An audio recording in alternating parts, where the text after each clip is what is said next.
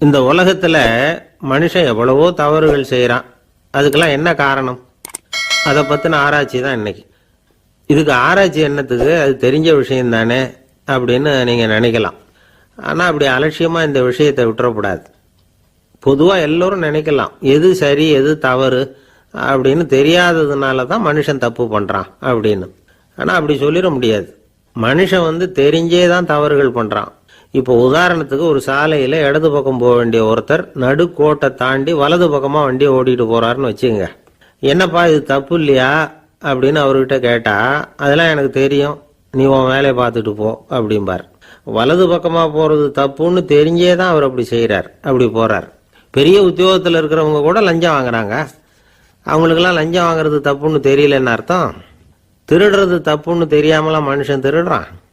நல்லாவே தெரியும். நீங்க வேணும்னா கேட்டு பாருங்க, வேற வழி இல்லை அதனால தான் திருடுறேன்பா. திருடுறது ஒரு புண்ணியமான காரியம்னு திருடனே கூட சொல்ல மாட்டான். திருடுறது தவறுங்கிறது திருடனுக்கு தெரியும் அப்படிங்கிறத விளக்கறதுக்காக ஒரு பெரியவர் ஒரு கதை சொன்னார். அதாவது 2 திருடர்கள் 2 பேரும் சேர்ந்து ஒரு வீட்டுக்கு போய் ஒரு 10,000 ரூபாயை திருடிட்டு வந்துடுறாங்க. ஒரு காட்டு வழியா வந்துகிட்டு இருக்கிறாங்க. இன்னும் விடியல. 2 பேருக்கும் தூக்கம் கண்ணை சுத்துது. சரி, இப்படியே ஒரு மரத்தடியில் படுத்து தூங்குவோம், காலையில் விடிஞ்சதும் இந்த பணத்தை 2 பேரும் பங்கு போட்டுக்குவோம் அப்படின்னு முடிவு பண்றாங்க. அதே மாதிரி படுத்து தூங்குறாங்க. நடு ராத்திரியில ஒரு திருடன் முழிச்சுக்கிறான். விடிகிற வரைக்கும் காத்துக்கிட்டு இருந்தா 5,000 ரூபா தான் கிடைக்கும், இப்பவே கம்பி நீட்டினா 10,000 ரூபா கிடைக்கும் அப்படின்னு யோசிச்சு பார்த்துட்டு ஒரு முடிவுக்கு வந்தான். மெதுவா அந்த 10,000த்தையும் சுருட்டிக்கிட்டு அடுத்தவனுக்கு தெரியாம ஓடி போயிட்டான். விடியுது. அடுத்தவன் எழுந்திரிச்சு பாக்குறான். பணத்தையும் காணல, பாகஸ்தனையும் காணல. இந்த திருடன் அந்த திருடனை திட்டுறான். திருட்டு பய, அயோக்கிய பய, இப்படி அநியாயமா கிளப்பிட்டு போட்டானே அப்படிங்கிறான். இதுல இருந்து என்ன தெரியுது? தெரியாம எடுத்துக்கிட்டு போறது திருட்டு, அயோக்கியத்தனம், அநியாயம் அப்படிங்கிறது இவனுக்கு தெரிஞ்சிருக்குது. அதனாலதான் அடுத்தவனை பார்த்து இப்படி திட்டுறான். அதனால தெரியாததுனால மனுஷன் தவறு பண்றான்னு சொல்றது சரியில்லை. அப்படின்னா மனுஷன் பண்ற தவறுகளுக்கு உண்மையான காரணம் தான் என்ன? இதே சந்தேகம் அர்ஜுனனுக்கும் வந்துதான். அதனாலதான் அவன் பகவானை பார்த்து கேட்கறான். மனுஷன் தன் விருப்பத்துக்கு விரோதமா ஏதோ ஒரு சக்தியினால பலாத்காரமா இழுக்கப்பட்டது மாதிரி பாவம் பண்றானே, அந்த சக்தி என்ன அப்படின்னு கேட்கறான். இதுக்கு பகவான் பதில் சொல்றார். காமமும் குரோதமும் தான் அந்த சக்திகள், அதாவது ஆசையும் சினமும். இது 2ம் உன்னுடைய எதிரிகள் அப்படிங்கிறத புரிஞ்சுக்கோ அப்படிங்கிறார். இன்னமும் நுணுக்கமா பார்த்தா காமத்தினுடைய மறு உருவங்கள் தான் குரோதமும் லோபமும். ஆசை நிறைவேறலன்னா குரோதம், அதாவது கோபம். ஆசை நிறைவேறிட்டதுன்னா லோபம், அதாவது பேராசை. பாவத்தை கண்ட்ரோல் பண்ணணும்னா அதுக்கு மெயின் சுவிட்ச் எது அப்படிங்கிறது இப்பதான் தெரியுது.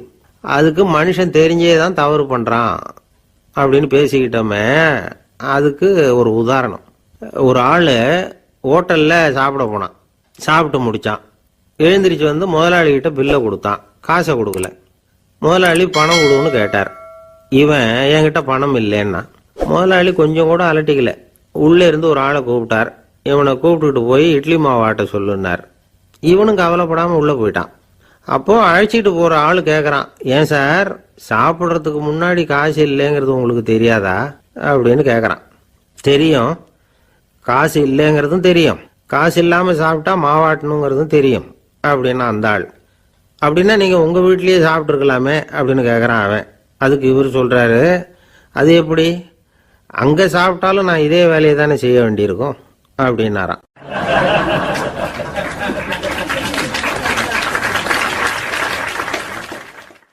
நம்மள மாதிரி ஒரு ஆசாமி அவன் நம்மள மாதிரியே கற்பனை பண்ணான். அதாவது நாம தான் இந்த உலகத்துல ரொம்பவும் கஷ்டப்படுறோம், மற்றவங்க எல்லாம் சந்தோஷமா இருக்கிறாங்க அப்படின்னு அவன் நினைச்சுக்கிட்டான். அவன் ஒரு நாள் கடவுளை வேண்டிக்கிட்டானான். சுவாமி, இந்த உலகத்துல எவ்வளவோ பேர் இருக்கிறாங்க, ஒவ்வொருத்தருக்கும் ஒவ்வொரு விதமான கஷ்டம் இருக்கலாம், ஒத்துக்கிறேன். இருந்தாலும் எனக்கு அது கொஞ்சம் அதிகமா இருக்கிறது மாதிரி தெரியுது. அதனால நீங்க எனக்காக ஒரு சின்ன உதவி செஞ்சா போதும். அது வேற ஒண்ணும் இல்லை, என்கிட்ட இருக்கிற துயரங்களை இன்னொருத்தர் யாருக்கிட்டையாவது கொடுத்துருங்க, அவர்கிட்ட இருக்கிற துயரங்களை என்கிட்ட மாத்தி கொடுத்துருங்க. ஒரு மியூச்சுவல் டிரான்ஸ்ஃபர், அவ்வளவுதான். அப்படி பண்ணிவிட்டா போதும் அப்படின்னு வேண்டிக்கிட்டானான். அன்னைக்கு ராத்திரியே அவன் ஒரு கனவு கண்டிருக்கான். வானத்திலிருந்து ஒரு குரல் கேட்டிருக்கு. அது என்ன சொல்லிச்சு தெரியுமா? ஏ ஜனங்களே, எல்லாரும் அவங்கவுங்க கஷ்டங்களை ஒரு பையில போட்டு எடுத்துக்குங்க. அப்படி எடுத்துக்கிட்டு நேராக இந்த ஊர் எல்லையில் இருக்கிற கோயிலுக்கு வந்து சேருங்க அப்படின்னு அந்த குரல். ஆஹா, கடவுள் நம்ம பிரார்த்தனைக்கு செவி சாய்ச்சுட்டார் அப்படின்னு சந்தோஷப்பட்டான் இவன். உடனே என்ன பண்ணான், தன்கிட்ட இருந்த கஷ்டத்தையெல்லாம் ஒரு சாக்கு பையில போட்டு எடுத்துக்கிட்டான். வீட்டை விட்டு வெளியில் வந்தான். தெருவில் இறங்கி நடக்கிறான். அங்கே பார்த்தா ஏகப்பட்ட பேர் ஆளுக்கு ஒரு பையை தூக்கிக்கிட்டு கோயிலுக்கு போய்கிட்டு இருக்கிறாங்க. சில பேர் மூட்டையாக கட்டி தலையில் சுமந்துக்கிட்டு போய்கிட்டு இருக்கிறாங்க. இவன் பார்த்தான். இவனுக்கு ரொம்ப ஆச்சரியமாக இருந்தது. ஏன்னா எல்லாரும் வச்சிருக்கிற பை இவன் பையை விட பெருசாக இருந்தது. இவன் பை தான் இருக்கிறதுலையே கொஞ்சம் சின்னதாக தெரிஞ்சுது. இப்போ அவன் மறுபடியும் சாமியை வேண்டிக்கிட்டான். கடவுளே, இப்போ உள்ள சூழ்நிலையை கவனிச்சா என்கிட்ட இருக்கிற பையே பரவாயில்லன்னு தோணுது. அதனால் வேற பை எதையும் மாற்ற வேணாம், இதுவே பரவாயில்ல, இந்த பையோட திரும்பி வீட்டுக்கு போனால் போதும்னு நினைக்கிறேன் அப்படின்னு எதோ நினைக்க ஆரம்பிச்சுட்டான் அவன். எல்லாரும் கோயிலுக்கு போய் சேர்ந்தாங்க. கோயிலில் அந்த குரல் மறுபடியும் கேட்டுது. எல்லாரும் அவங்கவுங்க பைகளை சுகத்தில் தொங்க விடுங்க. திடீர்னு விளக்குகள் அணையும், மணி அடிக்கப்படும், அதுதான் அடையாளம். அந்த சமயத்தில் இருட்டில் உங்களுக்கு வேண்டிய பையை நீங்கள் மாற்றி எடுத்துக்கலாம், தேர்ந்தெடுத்துக்கலாம். வெளிச்சம் இருக்கிறப்பவே உங்களுக்கு பிடிச்ச பைக்கு பக்கமாக பார்த்து நீங்கள் நின்றுக்கலாம் அப்படின்னு சொல்லி விவரம் சொல்லிச்சான் அந்த குரல். அப்படி சொன்னதுக்கு அப்புறம் திடீர்னு விளக்கு அணைஞ்சுது, மணி அடிச்சுது. கொஞ்ச நேரம் கழித்து மறுபடியும் விளக்குகள்லாம் எரிஞ்சுது. இப்போ பார்த்தா எல்லாரும் அவங்கவுங்க பையையே கெட்டியாக பிடிச்சிட்டு நிற்கிறாங்க. இவனும் அப்படியே நிற்கிறான். இவன் மெதுவாக பக்கத்தில் நிற்கிறவங்ககிட்ட கேட்டானா, ஏன் நீங்கள் பையை கையிலேயே வச்சுருக்கிறீங்க, செவுத்தில் மாட்டலையா அப்படின்னு கேட்டிருக்கான். இல்லைப்பா, நீ ஏன் கையிலேயே வச்சிருக்கிறியோ அதே காரணத்துக்காக தான் நாங்களும் வச்சிருக்கிறோம்.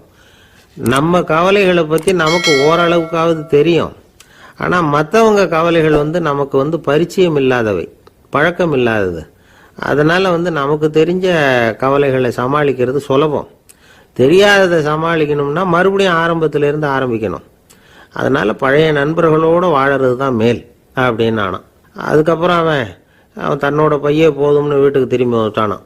இது ஒரு பெரியவர் சொல்லியிருக்கிற கதை. அதனால் நம்மகிட்ட இருக்கிற கஷ்டங்கள் தான் பெருசு, அதை இன்னொருத்தங்கிட்ட கொடுத்துட்டு மாற்றிக்கலாம் அப்படின்னு நினைக்கிறது தப்பு. இதே மாதிரி இன்னொரு சம்பவம்.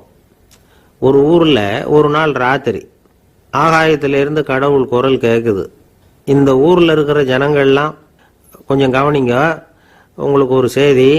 அதாவது இங்கே இருக்கிற ஜனங்கள்லேயே கொஞ்சம் கூட கவலையே இல்லாத ஆள் யாருன்னு எனக்கு தெரியணும். அதனால் எல்லாரும் அவங்கவுங்க கவலைகளை ஒரு பையில் போட்டு எடுத்துக்கிட்டு கோயிலுக்கு வாங்க அப்படின்னார் கடவுள். உடனே வரிசையாக எல்லாரும் வர ஆரம்பித்தாங்க. எல்லார் கையிலையும் பை இருந்தது, சின்னதும் பெருசுமா. கவலையே இல்லாத ஆள் யாருன்னு தேடினார் கடவுள். ஒரே ஒரு ஆள் மட்டும் கையில் எதுவும் இல்லாமல் வெறும் கையை வீசிக்கிட்டு ரொம்ப ஜாலியாக நடந்து வந்துக்கிட்டு இருந்தான். கடவுள் அவங்ககிட்ட போனார். ஏன்பா, உனக்கு கவலையே இல்லையா அப்படின்னு கேட்டார். எனக்கும் சில கவலைகள்லாம் உண்டு அப்படின்னு அவன். எங்கே அதெல்லாம்னு கேட்டிருக்கார் கடவுள். பின்னாடி லாரியில் வந்துக்கிட்டு இருக்கு அப்படின்னு அவன்.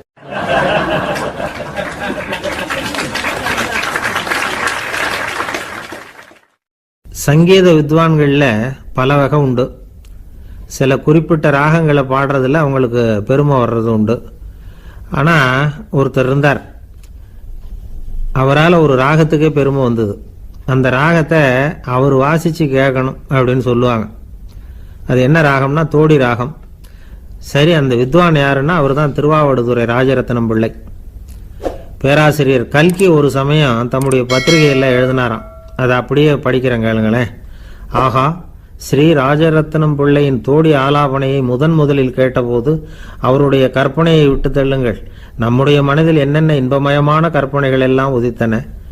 குழந்தை தாயிடம் கொஞ்சம் குரலை கேட்டோம், அன்னை குழந்தையிடம் கொஞ்சம் குரலை கேட்டோம், ரதியும் மன்மதனும் பேசிக்கொண்ட காதல் மொழிகளை கேட்டோம், முருகன் சிவபெருமான் செவிகுளிர மொழிந்த உபதேசத்தை கேட்டோம், கலைமகள் கவிஞனுக்கு அருளிய ஆசி மொழிகளை கேட்டோம், நாரத முனிவருடைய தம்பூரா சுருதியை கேட்டோம், ராவணன் தன் எலும்பை ஒடித்து வீணையாகச் செய்து வாசித்த கானத்தை கேட்டோம், கானப்பறவைகளின் கலகல ஒலியை கேட்டோம், கோலக்குயில்களின் குரல் இனிமையை கேட்டோம்.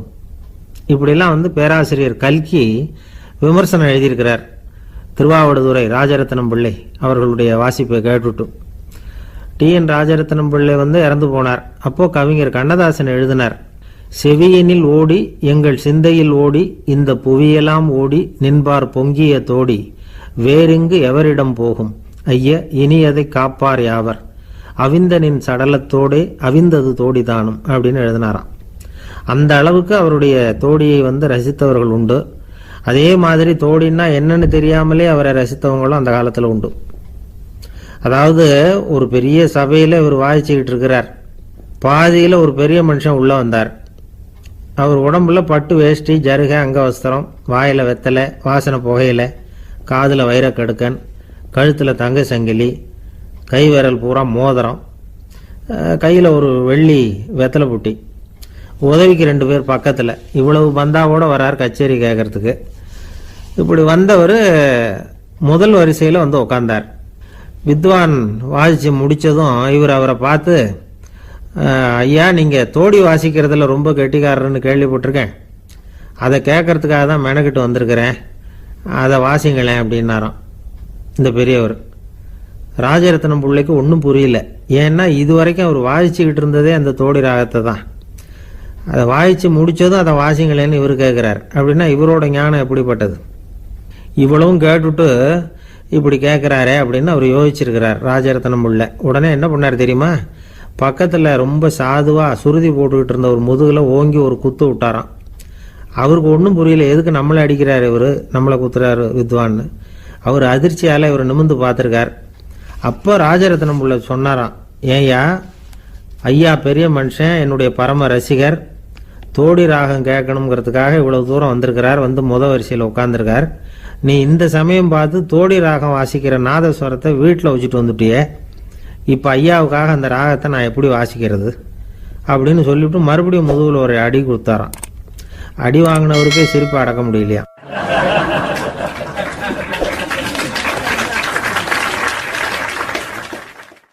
ஒரு மனுஷனை பார்த்து என்கிட்ட வாலாட்டாதே அப்படின்னு சொன்னா அவன் நம்மகிட்ட ஏதோ வம்புக்கு வர்றான்னு அர்த்தம். ஒரு நாயை பார்த்து யாரும் என்கிட்ட வாலாட்டாதே அப்படின்னு சொல்றது இல்லை. ஏன்னா நாய் வாலாட்டுனா அது நம்மகிட்ட தன்னுடைய நன்றியை தெரிவிக்கிறதாக நினைச்சிக்கிட்டு இருக்கிறோம். ஆனால் அது அப்படி இல்லை அப்படின்னு சொல்றாங்க அது சம்பந்தமான நிபுணர்கள். ஒரு நாய் தன்னுடைய வாலை இந்த பக்கமும் அந்த பக்கமுமா இப்படியும் அப்படியும் ஆட்டிக்கிட்டு இருந்தா அது பதட்டத்தில் கூட இருக்கலாம். நாய் நட்பா இருந்தாலும் வாலாட்டும், ஆத்திரத்தில் இருந்தாலும் வாலாட்டும், கோபத்தில் இருந்தாலும் வாலாட்டும், குழப்பத்தில் இருந்தாலும் வாலாட்டும், மகிழ்ச்சியா இருந்தா கூட அது வாலாட்டும். அதை நாம் தப்பா புரிஞ்சுக்கிட்டு அதுகிட்ட போய் மாட்டிக்க கூடாது. நாயை பத்தி எனக்கு நல்லா தெரியும் அப்படின்னு சொல்றவங்க கூட அதுகிட்ட கடி வாங்கிட்டு நிக்கிறது உண்டு. நிபுணர்கள் என்ன சொல்றாங்க தெரியுமா? எப்பவுமே நாய்கள் திடீர்னு கடிச்சு விடுறது இல்ல, கடிக்கிறதுக்கு முன்னாடி சில அறிகுறிகளை காட்டும். அதை சரியா புரிஞ்சுக்கிட்டோம்னா தப்பிச்சுக்கலாம். ஒரு வீட்டுக்கு போறீங்க, அங்க புதுசா ஒரு நாயை பாக்குறீங்க, உடனே அதுகிட்ட போய் குனிஞ்சு சிரிச்சுக்கிட்டே அது தலையில தட்டுறீங்க. இது ரொம்ப தப்பான்.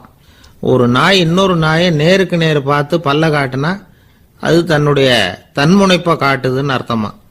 உன்னை விட நான் பெரியவன் அப்படின்னு சொல்லுதுன்னு அர்த்தம். அதனால நீங்க அது மாதிரி கிட்ட போய் சிரிக்கிறோம் அப்படின்னு நினைச்சுக்கிட்டு பல்ல காட்டினா உங்களையும் எதிரியா நினைச்சிரும். இன்னொரு விஷயம் என்னன்னா, தலையில தட்டுனா நாய்க்கு பிடிக்காது. அது தன்னை அடக்கிறதாகவும் அச்சுறுத்துறதாகவும் நினைச்சுக்கிட்டு இருக்கும். சரி, அப்படின்னா புதுசா ஒரு இடத்துல அல்லது வீட்டில் நாய்க்குட்டியை பார்த்தா என்ன பண்றது? நீங்க சும்மா இருங்க, அதுவா கிட்ட வரட்டும், அதுக்கப்புறம் அதுகிட்ட கனிவா பேசுங்க. கண்ணம், மார்பு, தோல் இங்கெல்லாம் தட்டலாம், தப்பு இல்லையா? தலையில தான் தட்டப்படாதான். ஒரு நாய் உங்களை நோக்கி ஓடி வருது, நீங்களும் ஓடுனா அது துரத்த ஆரம்பிச்சிடும். அசையாம சில மாதிரி நின்றுடுங்க, அது கிட்ட வராது, அதுக்கு ஆர்வம் இல்லாம போயிடும். ஒரு தெருவில் சின்ன பிள்ளைங்க நிறைய பேர் விளையாடிட்டு இருக்கிறாங்க. அப்போ சில நாய்கள் அங்கே ஓடி வருது. எல்லாரும் ஓடினாங்க. அப்படி ஓடுறப்போ ஒரு பையன் கால் தடிக்கு கீழே விழுந்துட்டான். என்னாச்சு தெரியுமா? துரத்திட்டு வந்த நாய்கள்லாம் கீழே விழுந்தவன ஒன்றும் செய்யல, அவன் கிட்டே போகல. ஓடிக்கிட்டு இருந்தாங்கல்ல பசங்க, அவங்கள துரத்திக்கிட்டு அவங்க பின்னாடி ஓடிச்சான். அதுதான் நாய்களுடைய சுபாவம். ஒரு நாய் நம்மளை நேருக்கு நேர் முறைச்சு பார்க்குதுன்னு வச்சுங்க, நாமளும் அதை முறைச்சு பார்க்கக்கூடாது. நாம வேற பக்கம் எங்கேயாவது பார்க்க ஆரம்பிச்சிடணும். ஒரு நாய் கோபமா இருந்ததுன்னா அதோட வால் உறுதியா நேரா நிற்கும். ஒரு நாய் பணிந்து போனா அல்லது பயந்து போனா அது தன்னோட வாலை காலுக்கு நடுவில் வச்சுக்கும். ஒரு நாய் நம்மளை பார்த்து பயந்து நிக்குதுன்னு வச்சுங்க, அதனால நமக்கு ஆபத்து இல்லைன்னு நினைச்சிடக்கூடாது. உங்களை பார்த்துட்டு ஒரு நாய் ஒடுங்குச்சுன்னா நீங்க விலகி போயிடணும் அப்படின்னு அது நினைக்குது. நிறைய பேர் பயந்து போன நாயால கடிபடுறாங்க. இவன் நம்மளை விட பெரிய ஆள், மாட்டிக்கிட்டோம், வேற வழி இல்லை அப்படிங்கிற நினைப்புல தான் நாய் வந்து கடிக்க ஆரம்பிக்குதான். இதே மாதிரி சங்கிலியால கட்டி போடப்பட்டிருக்கிற நாயும் ஆபத்தானது தான். தொடர்ந்து கட்டி போட்டிருந்தா காலப்போக்கில் அது ஒரு மாதிரி ஆயிடும். நாய் வந்து குழந்தைகளை கடிக்காது அப்படின்னு சில பேர் சொல்லுவாங்க. அதுவும் ஒரு தவறான நம்பிக்கை. அதனால சின்ன குழந்தைகளை தனியாக நாயோட விளையாட விடக்கூடாது. ஆகக்கூடி நாயை பற்றி நிறைய விஷயம் புரிஞ்சுக்க வேண்டியிருக்குது. ஒருத்தர் தன்னுடைய நண்பர் வீட்டுக்கு போயிருந்தார். அவசியம் எங்கள் வீட்டில் சாப்பிட்டுட்டு தான் போகணும் அப்படின்னு ரொம்ப அன்பாக சொல்லிவிட்டார். அதை மீற முடியல இவரால். சரின்னு உட்காந்துட்டார். சாப்பாடு போட்டாங்க. சாப்பிட ஆரம்பிச்சார். அவங்க வீட்டில் கட்டி போட்டிருந்த நாய்க்குட்டி இவர் சாப்பிட்றத முறைச்சி பார்த்தது. ஏன் இப்படி என்ன இது முறைச்சி பார்க்குது உங்கள் வீட்டு நாய்க்குட்டி அப்படின்னு அவர் கேட்டார். அப்போ அவங்க சொன்னாங்களாம், அதுகிட்ட ஒரு கெட்ட பழக்கமுங்க, தன்னோட தட்டில் யார் சாப்பிட்டாலும் அது அப்படிதான் முறைச்சி பார்க்கும் அப்படின்னாராம் அவர்.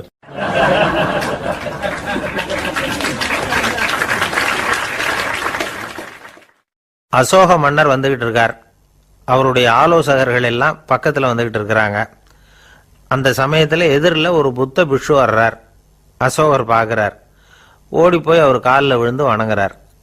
அசோக மன்னரின் தலை அந்த புத்த துறவியின் பாதத்தில் பட்டுக்கிட்டு இருக்கு.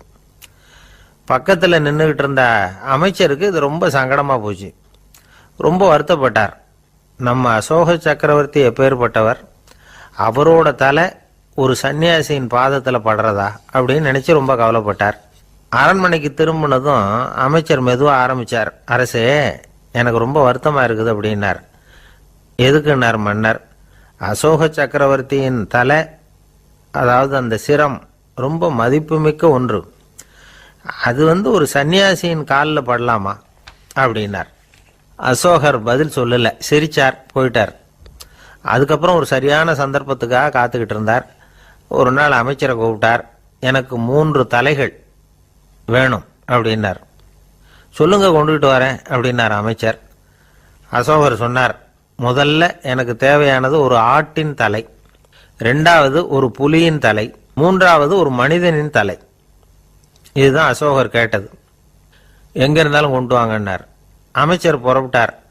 ஆட்டுத்தலை, புலித்தலை கிடைச்சிட்டுது. அப்புறமா ஒரு சுடுகாட்டுக்கு போய் ஒரு மனித தலையும் சேகரம் பண்ணிட்டு ராஜா கிட்ட வந்துட்டார். அரசே, உங்கள் ஆணைப்படி 3 தலைகளையும் கொண்டு வந்திருக்கிறேன்னார். அசோகர் பார்த்தார். ரொம்ப நல்லது, இப்போ இது 3ஐயும் எடுத்துக்கிட்டு போய் சந்தையில் வித்துட்டு வாங்க அப்படின்னார். அமைச்சர் அதுகளை எடுத்துக்கிட்டு சந்தைக்கு போனார். முதல்ல ஆட்டுத்தலை நல்ல விலைக்கு விற்று போச்சு. நல்ல விலை கொடுத்து வாங்கிட்டு போட்டாங்க. அடுத்தபடியாக புலி தலையை ஒருத்தர் வாங்கிட்டார். அதை பாடம் பண்ணி வீட்டில் மாட்டி வைக்கலாமே அப்படின்னு நினச்சி அதையும் வாங்கிட்டு போட்டார். மனித தலையை மட்டும் வாங்கிறதுக்கு யாரும் முன் வரலை. எல்லாரும் அதை பார்த்துட்டு விலகி போக ஆரம்பித்தாங்க. அமைச்சர் திரும்பி வந்தார். அரசே, இந்த தலையை மட்டும் யாரும் வாங்க மாட்டேங்கிறாங்க அப்படின்னார். சரி, பரவாயில்ல, இதை வந்து இலவசமாகவே இனாமாவே யாருக்கிட்டையாவது கொடுத்துட்டு வந்துருங்க அப்படின்னார். அமைச்சர் மறுபடியும் சந்தைக்கு போனார். இதை இலவசமாக தரேன், இதை வாங்கிக்கோங்க அப்படின்னார். அப்பவும் அதை யாரும் வாங்கிக்கிறதுக்கு தயாராக இல்லை. மறுபடியும் திரும்பி வந்து மன்னர்கிட்ட விவரத்தை சொன்னார். இப்போ மன்னர் சொல்றார், அமைச்சரே, உயிர் இருக்கிற வரைக்கும் தான் இந்த தலைக்கு மதிப்பு. ஜீவன் போனதுக்கு அப்புறம் அதோட மதிப்பும் போயிடுது. அதனால மதிப்பு இருக்கும் பொழுதே பெரியவர்கள் பாதம் பணிந்து அந்த புனிதத்தை வந்து பெற்றுக்கொள்ளணும் அப்படின்னார். பணிவுங்கிறது வேற, அடிமைத்தனம்ங்கிறது வேற. பெரியவர்களை பணிவது நமக்கு பெருமை தரக்கூடிய விஷயம். இதை வந்து மனசில் வச்சுக்கிட்டு எப்போ காலில் விழணும், எப்போ காலில் விழக்கூடாது அப்படிங்கிறத முடிவு பண்ணிக்கணும். ஒரு சாதாரண ஆள் நடந்து வந்துக்கிட்டு இருந்தார். எதிரில் வந்த ஒரு பெரிய மனுஷன் ஓடி போய் அவர் காலில் விழுந்து தன்னுடைய தலையை அவர் பாதத்தில் கொண்டு போய் வச்சார். கொஞ்ச நேரம் கழித்து எழுந்திரிச்சு வந்துட்டார். வந்த பிறகு இவரை கேட்டேன், ஏன் திடீர்னு ஓடி போய் அந்த ஆளு காலில் விழுந்தீங்க அப்படின்னு. அவர் போட்டிருக்கிறது என்னோட காணாம போன செருப்பான்னு கண்டுபிடிக்கிறதுக்காக அப்படி விழுந்தேன் அப்படின்னார்.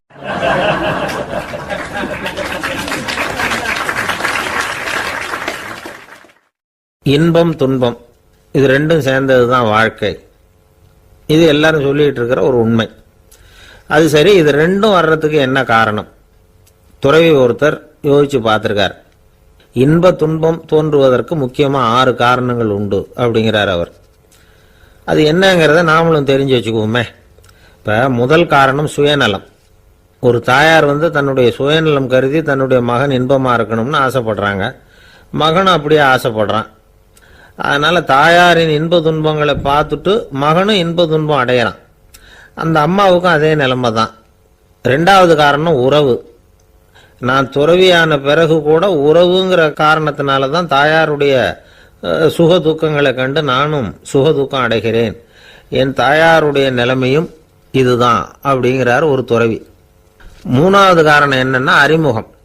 எனக்கு அறிமுகமான ஒருத்தரை ரயில் நிலையத்தில் சந்திக்கிறேன். அவர் தன்னுடைய பணப்பையை எங்கேயோ தொலைச்சு விட்டு வருத்தப்பட்டு இருக்கிறார். நானும் வருத்தப்படுறேன். அந்த சமயத்தில் யாரோ ஒருத்தர் இதுதானே அவங்க பணப்பை அப்படின்னு சொல்லி கொண்டாந்து நீட்டுறார். பணப்பையை தொலைச்சவர் சந்தோஷப்படுறார். நானும் சந்தோஷப்படுறேன். இது அந்த துறவி சொல்ற அனுபவம். 4வது காரணம் என்னன்னா கருணை. எனக்கு முன்னே பின்ன தெரியாத ஒருத்தனை யாரோ ஒருத்தன் அடிச்சு காயப்படுத்தி போடுறான். கருணை காரணமா நான் அதுக்காக துக்கப்படுறேன். 5வது காரணம் எதையும் நம்புறது. ஒரு பசுமாட்டை ஒரு முரணை அடிச்சுக்கிட்டு இருக்கிறான் அப்படின்னு ஒருத்தர் நம்ம கிட்ட சொல்றாருன்னு வைங்க, உடனே நான் துக்கப்படுறேன். இன்னொருத்தர் அந்த முரணனை போலீஸ்காரங்க பிடிச்சிட்டு போயிட்டாங்கன்னு சொல்லி சொல்றாரு. நான் உடனே சந்தோஷப்படுறேன். 3வதா ஒருத்தர் முதல் 2 பேரும் சொன்னது பொய்யுங்கிறார். அப்ப நான் இன்ப துன்பம் ரெண்டுமே இல்லாம நிம்மதியா இருக்கிறேன். இது ஒரு விதம். அடுத்தது 6வது காரணம் என்னன்னா தன்மயமாகுதல். ஒரு நாவல் படிச்சுக்கிட்டு இருக்கிறோம். அதுல வர்ற பாத்திரங்களோட நாம ஒன்றி போயிடுறோம். அதுல வர்ற பாத்திரங்கள் சிரிச்சுதுன்னா நாமளும் சிரிக்கிறோம், அது அழுதுன்னா நாமளும் அழறோம். அதெல்லாம் அந்த துறவி சொல்ற அனுபவ உண்மைகள். இன்ப துன்பம் இது ரெண்டும் தோன்றுவதற்கு சுயநலம், உறவு, அறிமுகம், கருணை, எதையும் நம்புறது, தன்மயமாகிறது, இது எல்லாம் தான் முக்கிய காரணம் அப்படின்னு அவர் சொல்றார். ஆக கூடி ஒட்டு மொத்தமா யோசனை பண்ணி பார்த்தா பிற பொருள்கள் மீது பற்றுதல் காரணமா தான் நாம இன்ப துன்பம் அடையிறோம் அப்படிங்கிறத புரிஞ்சுக்க முடியுது. மனுஷன் இன்ப துன்பம் அடையறதுக்கு 7வது காரணம் கூட ஒன்று உண்டு அப்படின்னு சொல்லிட்டே வந்தார் ஒருத்தர். அது என்ன அப்படின்னு கேட்டோம். அதுதான் சார் இந்த நீங்க சொல்லிட்டு வர்ற இன்று ஒரு தகவல்னார். எப்படி சொல்றீங்கன்னு கேட்டோம். இன்று ஒரு தகவல் கேட்க ஆரம்பிக்கிறப்போ மனசுல இன்பம், ஆரம்பிச்ச உடனே இது ஏற்கனவே கேட்ட சமாச்சாரமாச்சே அப்படின்னு நினைக்கிறப்போ துன்பம் அப்படின்னு அதுக்கு ஒரு விளக்கம் கொடுத்தார் அவர்.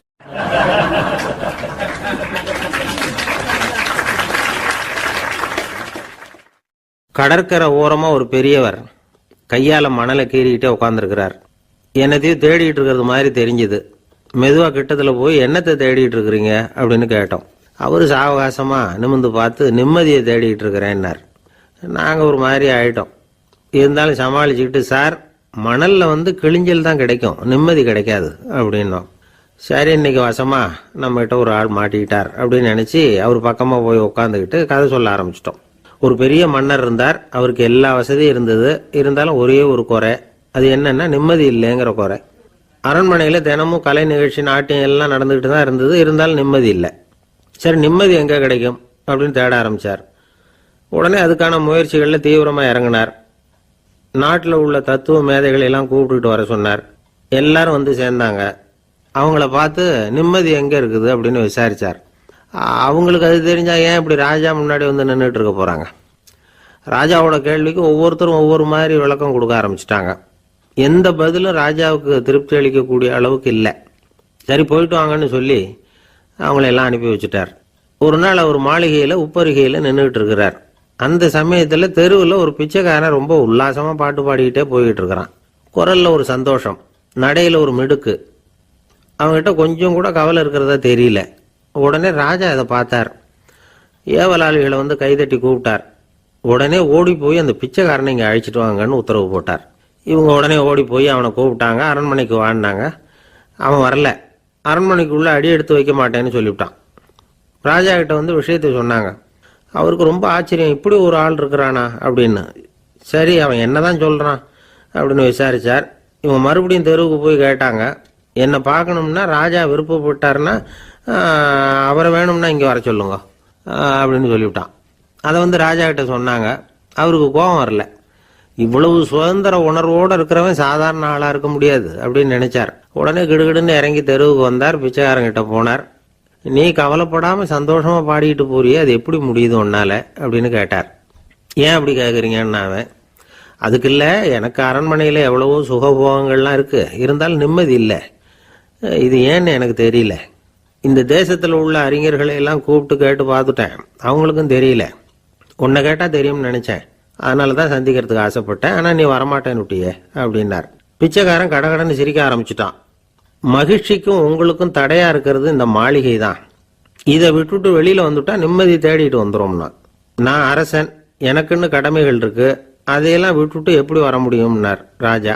ரெண்டும் ஒரே நேரத்தில் கிடைக்கணுங்கிறது முடியாத காரியம். உங்க சுகபோகத்துக்கு விலையாதான் உங்க நிம்மதியை கொடுத்துக்கிட்டு இருக்கிறீங்க. என்ன பாருங்க, என்கிட்ட எதுவும் இல்லை, அதனால எதுவும் போயிடுமோங்கிற பயமும் இல்லை, நிம்மதியா இருக்கிறேன் அப்படின்னா அவன். ராஜா உடனே சந்தோஷப்பட்டு தன்னுடைய மேலங்கியை எடுத்து அவனுக்கு பரிசா கொடுத்தாரான். அவன் சிரிச்சுக்கிட்டே அதை வாங்க மாட்டேன்னு விட்டானான்.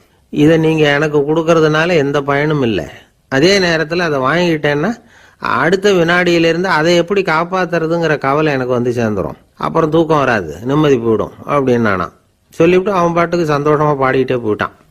நிம்மதி எங்க இருக்குங்கிறதையும் ராஜா தெரிஞ்சுக்கிட்டார். அந்த இடத்துக்கு தன்னால போக முடியாதுங்கிறதையும் அவர் புரிஞ்சுக்கிட்டார். இப்படி இந்த கதையை அந்த கடற்கரையில மணலை கீறிக்கிட்டே உட்காந்துருந்தார அந்த பெரியவர்கிட்ட சொல்லி முடிச்சோம். அவர் முகத்துல ஒரு தெளிவு தெரிஞ்சது. எங்களை நிமிர்ந்து பார்த்தார்.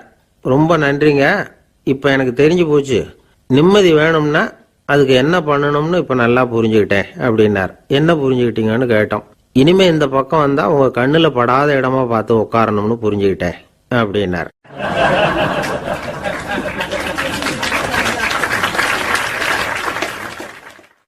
இன்றைக்கு பல பேர் உயில் எழுதி வைக்கிறாங்கல்ல. இந்த உயில்னா என்ன? அதாவது ஒரு நபர் தனக்கு பின்னாடி தன்னுடைய சொத்துக்கள் யாருக்கு போய் சேரணும்னு நினைக்கிறாரோ அந்த நினைப்பை சட்டப்படி உறுதிப்படுத்துறது தான் உயில். சரி, உயிலை யார் எழுதலாம்? 18 வயசு பூர்த்தியான யாரும் உயில் மூலமா சொத்துக்களை விநியோகிக்கலாம். கண் பார்வை இல்லாதவங்க, காது கேளாதவங்க, வாய் பேச முடியாதவங்க, இவங்கெல்லாம் கூட உயில் எழுதி வைக்கலாம். புத்தி சுவாதீனம் இல்லாதவங்க கூட சில சமயம் புத்தி தெளிவா இருந்தா உயில் எழுதலாமா. குடிபோதையில் இருக்கிறவங்க, தாங்கள் என்ன செய்யறோங்கிறது தெளிவா அறிய முடியாதவங்க, நோய் நொடியில் இருக்கிறவங்க, இவங்கெல்லாம் உயில் எழுத முடியாது. ஒருத்தரை நிர்பந்தப்படுத்தி ஏமாத்தி அல்லது சுய நினைவில்லாத ஒருத்தர்கிட்ட எழுதி வாங்கி வைக்கிற உயில் செல்லாது. உயிலை இந்த முறையில தான், இந்த படிவத்துல தான் எழுதணும்னு சட்டத்துல விதி எதுவும் கிடையாது. இதுக்கு முத்திரை கட்டணமும் கிடையாது.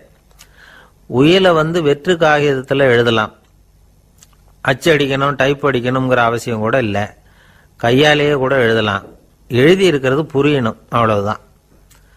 குறைந்தபட்சம் 2 சாட்சிகளை வச்சுக்கிட்டு உயில் எழுதுறவர் அதுல கையெழுத்து போடணும். கையெழுத்து போட தெரியாதுன்னா இடது கை பெருவிரல் ரேகை வைக்கலாம். உயில் சாசனத்துக்கு சாட்சிகள் கையெழுத்து இல்லைன்னாலும் அது செல்லாது.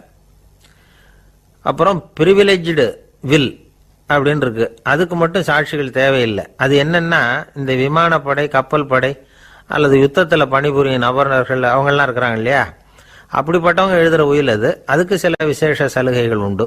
ஒருத்தர் முதல்ல ஒரு உயில் எழுதி வைக்கிறார், அதுக்கப்புறம் மனசு மாறி போகுது, அது வேணாம்னு நினைக்கிறார், ரத்து செஞ்சுடலாம். அதுக்கப்புறம் வேற உயிலும் எழுதலாம். உயிரோடு இருக்கிற வரைக்கும் எத்தனை தடவை வேணும்னாலும் உயில் எழுதலாம். கடைசியா எழுதப்பட்ட உயில் சட்டப்படி சரியா இருந்தா அதுதான் அமலுக்கு வரும். சரி, எழுதுற உயில ரகசியமா வச்சிருக்கிறது எப்படி? இது ஒரு கேள்வி. இதுக்கு என்ன செய்யணும்னா, ஒருத்தர் உயில எழுதினதுக்கு அப்புறம் அவர் தானாவோ அல்லது அங்கீகரிக்கப்பட்ட முகவர் மூலமாகவோ, அதாவது ஒரு ஏஜென்ட் மூலமாகவோ, ஒரு கவரில் போட்டு சீல் வச்சு கவர் மேலே தன்னுடைய பெயரை எழுதி அல்லது அந்த ஏஜென்ட் பெயரை எழுதி கவர் மேலே என்ன அடக்கம் செய்யப்பட்டிருக்கு, உள்ள என்ன இருக்கு அப்படிங்கிற விவரம்லாம் எழுதி சார் பதிவாளர்கிட்ட ஒப்படைக்கலாம். இதுக்கு கட்டணம் உண்டு. அதுக்கப்புறம் எப்போ தேவைப்படுதோ அப்போ ஒரு மனு கொடுத்து அந்த கவரை திரும்ப வாங்கிக்கலாம். இப்போ எழுதுற உயில இவ்வளவு நாளுக்குள்ள பதிவு செய்யணுங்கிற கால வரையறை உண்டா அப்படின்னு ஒரு கேள்வி வரலாம் இல்லையா? எப்போ வேணும்னாலும் பதிவு செய்யலாம். நம்மால் ஒருத்தர் ஒரு நாள் ரொம்ப அவசரமா வந்தார். இந்த உயில் எழுதுறது சம்பந்தமா பூரா விவரமா எனக்கு உடனே தெரியணும்னார். நான் உடனே அவரை வக்கீல் ஒருத்தர்கிட்ட அழைச்சிட்டு போனேன். இவர் அவர்கிட்ட எல்லா விவரமும் கேட்டு தெரிஞ்சுக்கிட்டார். ரொம்ப தேங்க்ஸ்ன்னு சொல்லிவிட்டு 2 பேரும் வெளியில வந்தோம். அதுக்கப்புறம் இவர்கிட்ட கேட்டேன், ஆமா இவ்வளவு விவரமா கேட்குறீங்களே, உங்களுக்கு எத்தனை பிள்ளைங்க சார் அப்படின்னு கேட்டேன். 6 பேர் சார் அப்படின்னார். சரி, இருக்கிற சொத்து எவ்வளவுன்னு கேட்டேன். அதை இனிமே தான் சம்பாதிக்க போறேன் அப்படின்னார்.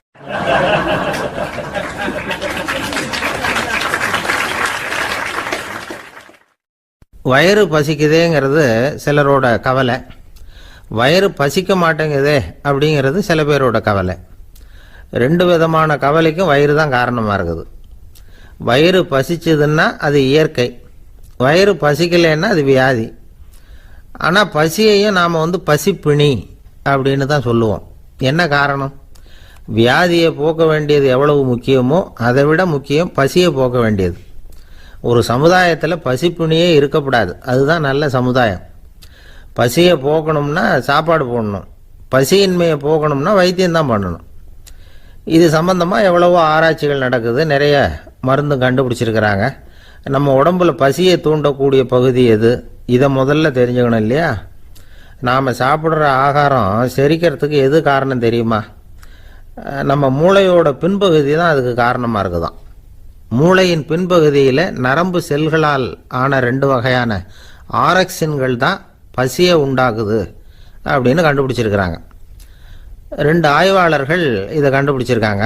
அவங்க 2 பேரும் டெக்சாஸ் பல்கலைக்கழகத்தில் ஹார்வர்டு ஹக்ஸ் மருத்துவ கல்வி நிலையத்தில் பணிபுரிகிறவங்களாம்.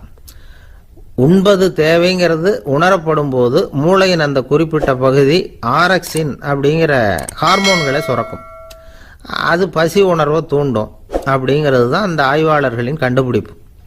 இந்த ஆரக்சின் வேற சில உயிரினங்கள்லேயும் உண்டு. இப்போ எலிகளில் கூட இது இருக்குது. அதனால் எலிகளை வச்சு இது சம்பந்தமாக ஆராய்ச்சி பண்ணாங்க.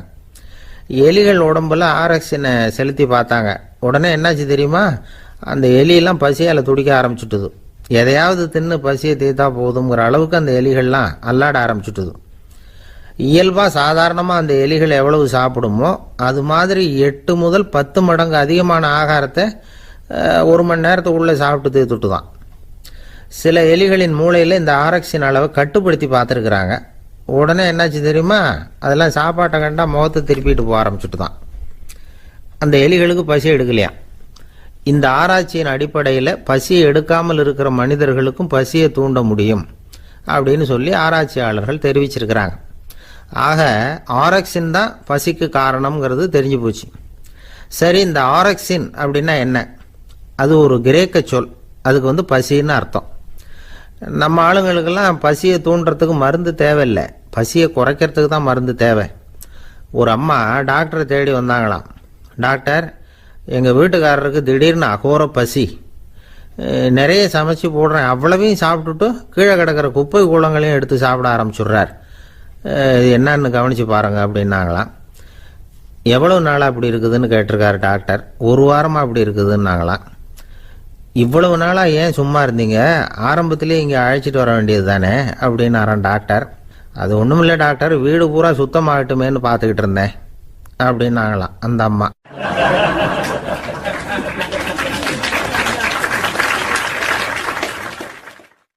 உங்க மேல எனக்கு அளவு கடந்த அன்பு அப்படின்னு யாராவது சொன்னா அதை அலட்சியமா நினைச்சிடக்கூடாது.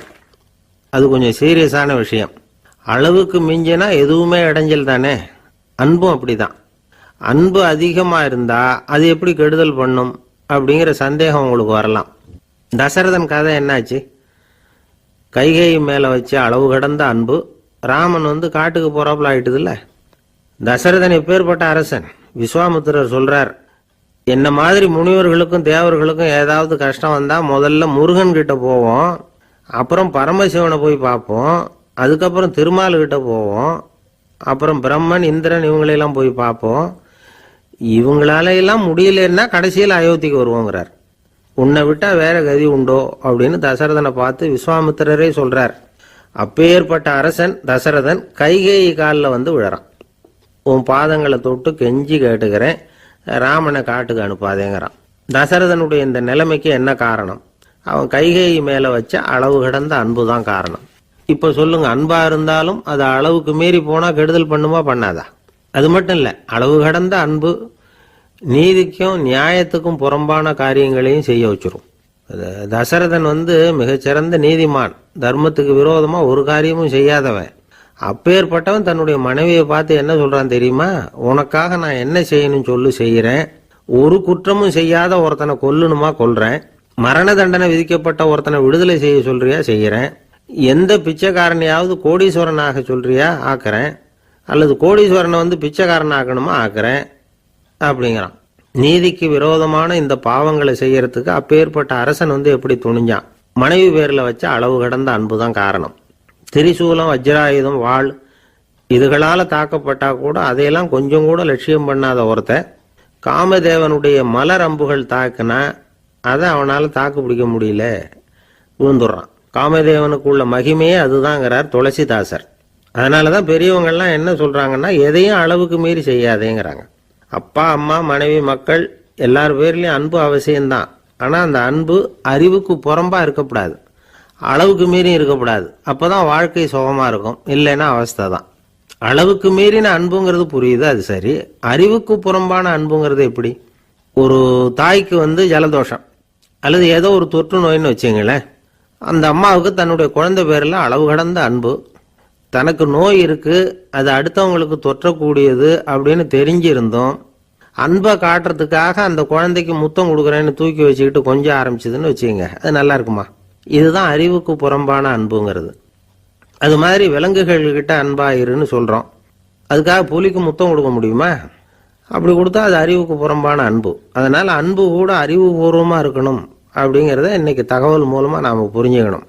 இந்த காலத்து காதலன் தன்னுடைய காதலிகிட்ட சொன்னானாம், இதை பாரு, உன் பேர்ல எனக்கு அளவு கடந்த அன்பு, உனக்காக என்ன செய்யணும் சொல்லு செய்யறேன்.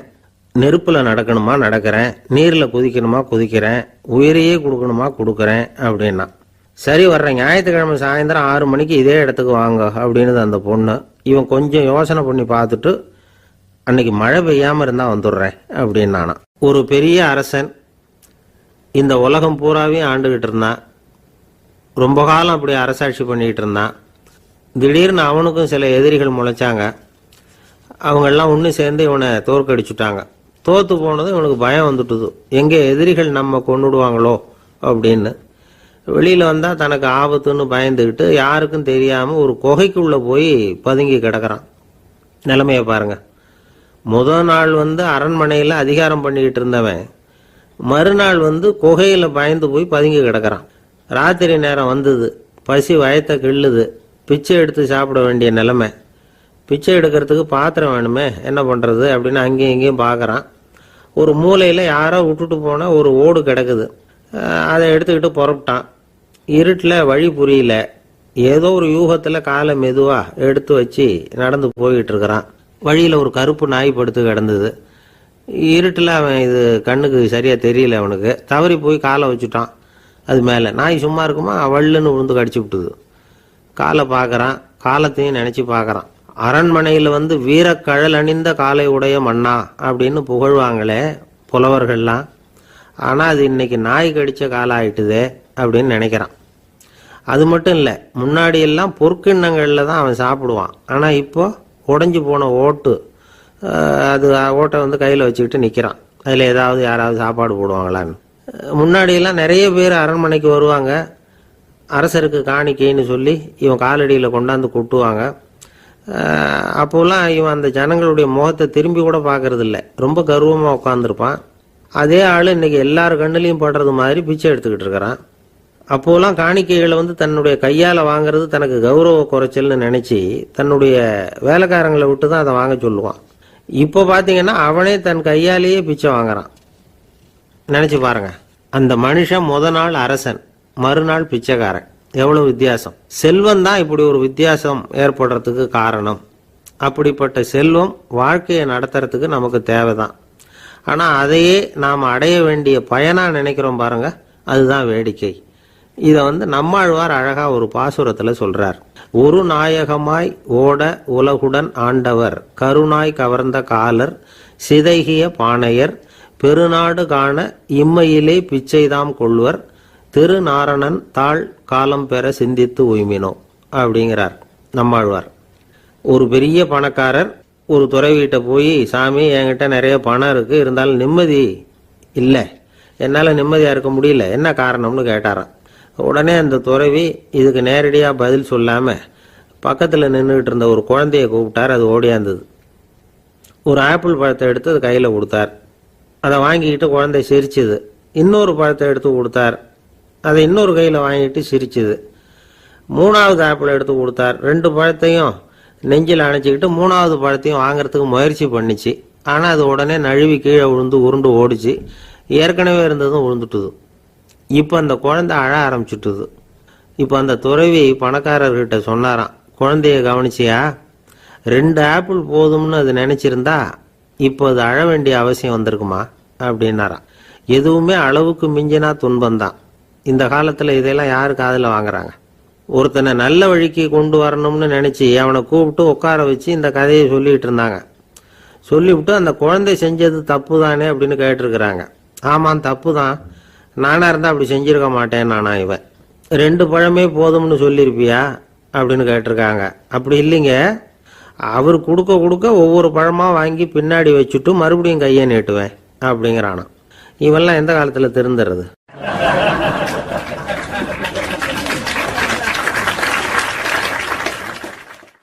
ஒரு பெரிய தத்துவ சிந்தனையாளர் இருந்தார், சுவாங்சு அப்படின்னு பேர்.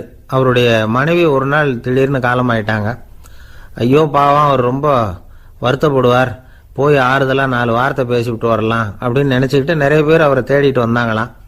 வந்தவங்களுக்கு ஆச்சரியம், ஏன்னா இவர் வருத்தப்பட்டுக்கிட்டு இருப்பார் அப்படின்னு தானே எதிர்பார்த்தாங்க. அப்படி இல்லை, தாளம் போட்டுக்கிட்டு உட்காந்துருக்கிறார். தாளத்துக்கு தகுந்த மாதிரி பாட்டு வேற பாடிக்கிட்டு இருக்கிறார். என்ன மனுஷன் அவர், கொஞ்சம் கூட கவலை இல்லாமல் இப்படி இருக்கிறாரு அப்படின்னு நினைச்சாங்க. ஒருத்தர் துணிஞ்சு அவர்கிட்ட கேட்டுவிட்டார், என்னங்க இது இப்படி அப்படின்னு. அதுக்கு அவர் என்ன சொன்னார் தெரியுமா? இதை பாருங்க, என்னுடைய மனைவி பிறக்கிறதுக்கு முன்னாடி அவளுக்கு உயிரும் கிடையாது, உடலும் கிடையாது. அதுக்கு பிறகுதான் உயிர் வந்தது, உடல் வந்தது, அந்த உருவம் வந்தது. இப்போ என்ன ஆச்சு? அந்த உருவமும் உயிரும் போயிட்டுது, அவ்வளவுதானே. வந்தது போயிட்டுது. இளவேனில் காலம், இலையுதிர் காலம், பனிக்காலம், இப்படி பருவங்கள் மாறி மாறி வருது இல்லையா? அது மாதிரி பிறப்பும் இறப்பும் மாறி மாறி வருது. இது இயற்கை. இதுக்காக அழுதா அது எப்படி அப்படின்னாராம். ஞான தெளிவு அடைஞ்சவங்களுக்கு எல்லாமே சுகம்தான். திருவள்ளுவரும் அதைத்தான் சொல்றார், உறங்குவது போலும் சாக்காடு, உறங்கி விழிப்பது போலும் பிறப்பு. தூங்குறதுக்கெல்லாம் நாம் வருத்தப்பட்டுக்கிட்ட இருக்கிறோமா? இன்னைக்கு தூங்க வேண்டியிருக்குதே, இன்னும் கொஞ்சம் நேரத்தில் நான் தூங்க வேண்டியிருக்கு அப்படின்னு சொல்லி யாராவது அழுதுகிட்டு இருப்பாங்களா? அதனால் இந்த உலக வாழ்க்கையினுடைய இயல்பை யதார்த்தத்தை நாம் தெளிவாக புரிஞ்சுக்கணும். அப்படி புரிஞ்சுக்கிட்டா நாம் கவலை இல்லாமல் வாழ முடியும். ஒரு வயசான தாத்தா பாட்டி 60 வருஷத்துக்கு முன்னாடி அவங்களுக்கு கல்யாணம் ஆச்சு. ஒன்றாவே வாழ்ந்தாங்க, ஒன்றாவே இறந்து போனாங்க. இப்போ அவங்க 2 பேரும் சொர்க்கத்துக்கு போய் சேர்ந்தாங்க. அங்கே எல்லா வசதியும் இருந்தது. ஒரு பெரிய பங்களாவே இவங்களுக்கு ஒதுக்கி கொடுத்தாங்களாம். இதுக்கு எவ்வளவு வாடகைன்னு கேட்டார் தாத்தா. வாடகையெல்லாம் கிடையாது, இலவசம் அப்படின்னார் அங்கே இருந்தவர். அந்த வீட்டுக்கு பின்னாடி ஒரு பெரிய புல்வெளி இருந்தது. இதில் விளையாட ஏதாவது கட்டணம் உண்டான்னு கேட்டிருக்கார் தாத்தா. அதெல்லாம் ஒன்றும் கிடையாது, பணம்லாம் கட்ட வேண்டியதில்லை அப்படின்னார் அவர். பக்கத்தில் ஹோட்டல் மாதிரி ஒரு பெரிய கட்டடம், உள்ள சாப்பாட்டு மேஜைகள், அது மேலே விதவிதமான பலகாரங்கள். சாப்பாட்டுக்கெல்லாம் எவ்வளவு அப்படின்னு விசாரிச்சாராம் தாத்தா. அதுதான் சொன்னேனே, இங்கே எல்லாமே இலவசம்தான், எது வேணும்னாலும் சாப்பிட்லாம், எவ்வளவு வேணும்னாலும் சாப்பிட்லாம் அப்படின்னாராம். நீங்கள் சொல்கிறீங்க அப்படி, ஆனால் நான் சர்க்கரை சேர்த்துக்கக்கூடாது, உப்பு சேர்த்துக்கக்கூடாது, பாட்டி கையால் எப்பவும் பத்திய சாப்பாடு தான் அப்படின்னாராம் தாத்தா. இதை பாருங்கள், இங்கே உங்களுக்கு அந்த கவலையும் வேண்டியதில்லை. இங்கே நீங்கள் ஸ்வீட்டு சாப்பிட்லாம், காரம் சாப்பிட்லாம், உங்களுக்கு எந்த நோயும் வராது அப்படின்னாராம் அங்கே சொர்க்கத்தில் இருந்தவர். இதை கேட்ட உடனே அந்த தாத்தா பக்கத்தில் நின்ன பாட்டியை பார்த்து கத்தினாராம், அடி பாவி, எல்லாத்தையும் கெடுத்துட்டியே, நீ எனக்கு பத்திய சாப்பாடு போடாமல் கண்டதை திங்க விட்டுருந்தா 10 வருஷத்துக்கு முன்னாடியே நான் இங்கே சேர்ந்துருப்பேனே அப்படின்னாராம்.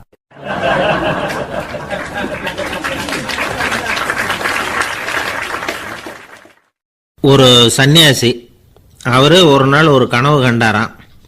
அந்த கனவுல அவர் சொர்க்கத்துக்கு போறார். அங்கே ஒரு பெரிய திருவிழா நடந்துகிட்டு இருக்குது.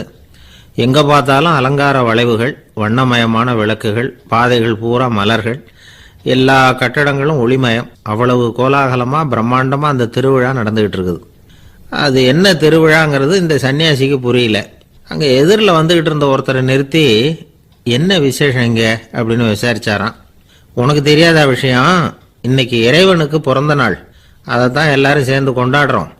இதுக்காக பிரம்மாண்டமான ஊர்வலம் ஒன்று வரப்போகுது. இறைவனே அந்த ஊர்வலத்தில் கலந்துகிறார் அப்படின்னார் அவர். உடனே அந்த சன்னியாசி ஒரு மரத்து நிழல்ல ஒதுங்கி நின்றுக்கிட்டார். ஊர்வலம் வந்துகிட்டு இருக்குது. முதல்ல ஒரு குதிரை வந்துகிட்டு இருக்கு. அது மேலே ஒருத்தர் உட்காந்துருக்கிறார். அவருக்கு பின்னாடி நிறைய பேர் கூட்டமாக வந்துகிட்டு இருக்கிறாங்க. இவ்வளவு கூட்டம் இவர் பின்னாடி வருதே, யார் இவர் அப்படின்னு கேட்டார்.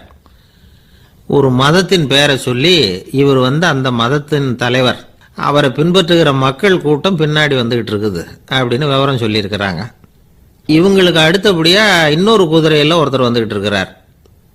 அவருக்கு பின்னாடி ஏகப்பட்ட கூட்டம். இவர் யாருங்க அப்படின்னு கேட்டிருக்கார் சன்னியாசி. அங்கே இருக்கிறவங்க விவரம் சொல்லியிருக்கிறாங்க. இன்னொரு மதத்தின் பெயரை சொல்லி, இவர் அந்த மதத்தினுடைய தலைவர், அவர் வழியை பின்பற்றுகிறவர்கள் அவர் பின்னாடி கூட்டமாக வந்துகிட்டு இருக்கிறாங்க அப்படின்ட்டு இருக்காங்க. இப்படி ஒவ்வொருத்தராக குதிரை மேலே வந்துக்கிட்டே இருக்கிறாங்க. அவங்கள பின்பற்றியும் ஒவ்வொரு கூட்டம் வந்துக்கிட்டே இருக்குது. அந்த பெரிய ஊர்வலம் அது பாட்டுக்கு போய்கிட்டு இருக்குது. கடைசியாக அது முடிஞ்சது ரொம்ப நேரம் கழித்து. அதுக்கப்புறம் கொஞ்சம் நேரம் கழித்து ஒரு வயசான ஆள் குதிரை மேலே வந்துக்கிட்டு இருக்கிறார். ஆனால் அவருக்கு பின்னாடி யாருமே இல்லை. அவர் பரிதாபமாக தனியாக வந்துக்கிட்டு இருக்கிறார். அவர் அந்த ஊர்வலத்தை சேர்ந்தவரா இல்லையாங்கிறதே தெரியல. இவர் யார், இவர் ஏன் இப்படி தனியாக வந்துக்கிட்டு இருக்கிறார் அப்படின்னு கேட்டிருக்கார் அந்த சன்னியாசி. என்னது இப்படி கேட்குறீங்க? இவர் தான் கடவுள். இவருக்காக தான் இன்னைக்கு இந்த ஊர்வலமே நடக்குது. இவருக்கு தான் இன்னைக்கு பிறந்த நாள். முன்னாடி போகிற ஊர்வலம் பூரா இவருடைய பிறந்த நாளை கொண்டாடுறதுக்காக தான் அப்படின்ட்டு இருக்காங்க. இதை கேட்டதும் அந்த சன்னியாசிக்கு திடுக்குன்னு தூக்கி போட்டிருக்கு. இது வரைக்கும் கனவு கண்டுகிட்டு இருந்தவர் முடிச்சுக்கிட்டார். அதுக்கப்புறம் தான் யோசிச்சு பார்த்துருக்கார். உண்மைதான், மக்கள் எல்லாரும் பக்தி மார்க்கத்தில் போகிறதா நினச்சிக்கிட்டு பாதை மாறி போயிட்டு இருக்கிறாங்க. கடவுளை பின்பற்றுவதாக நினைக்கிறாங்க பக்தர்கள். ஆனால் கடவுளுக்கு பின்னாடி யாருமே இல்லை. இன்னமும் இயல்பாக இதை பற்றி யோசிச்சு பார்த்தா, உண்மைக்கு பின்னாடி தான் நான் போய்கிட்டு இருக்கேன் அப்படின்னு நிறைய பேர் சொல்கிறாங்க. ஆனால் அந்த உண்மை அனாதையாக போய்கிட்டு இருக்குது. அப்படி ஆயிட்டுது உலகம். இந்த காலத்துலேயும் ஒரு ஊர்வலம், ஒரு பெரிய மனுஷருக்கு பிறந்த நாள் விழா. அவர் குதிரை மேலே ஏறி முன்னாடி போயிட்டு இருக்கிறார். அவருக்கு பின்னாடி ஒரு 100 பேர் தொண்டர்கள் அவங்க பாட்டுக்கு போகிறாங்க. எல்லாம் பணம் கொடுத்து ஏற்பாடு பண்ணவங்க. எல்லாம் பணம் வாங்கிட்டு பின்னாடி போயிட்டு இருக்கிறாங்க. கொஞ்சம் தூரம் நடந்ததும் கால் வலிக்க ஆரம்பிச்சுட்டுது. ஒவ்வொருத்தராக அப்படியே ஒதுங்க ஆரம்பிச்சுட்டாங்க. அதான் முன்னாடியே பணம் கிடைச்சிட்டுதே, இனிமேல் ஒதுங்கினா என்னன்னு ஒதுங்கிட்டாங்க. ஒரு கட்டத்தில் குதிரையில் போகிறவர் தற்செயலாக திரும்பி பார்க்குறாரு. பின்னாடி யாருமே இல்லை. எல்லாரும் ஓடி போயிட்டாங்க. ஒரே ஒரு ஆள் மட்டும் ரொம்ப விசுவாசமாக பின்னாடி நடந்து வந்துக்கிட்டு இருந்தான். ஏன்ப்பா நீ மட்டும் வந்துக்கிட்டு இருக்கிறியே, நீ வீட்டுக்கு போகலையான்னு கேட்டிருக்காரு அவர். நீங்கள் அந்த குதிரையையும் அதுக்குள்ள வாடகை பணத்தையும் கொடுத்துட்டீங்கன்னா நானும் போயிடுவேன் அப்படின்னு நானாம் இந்த ஆள்.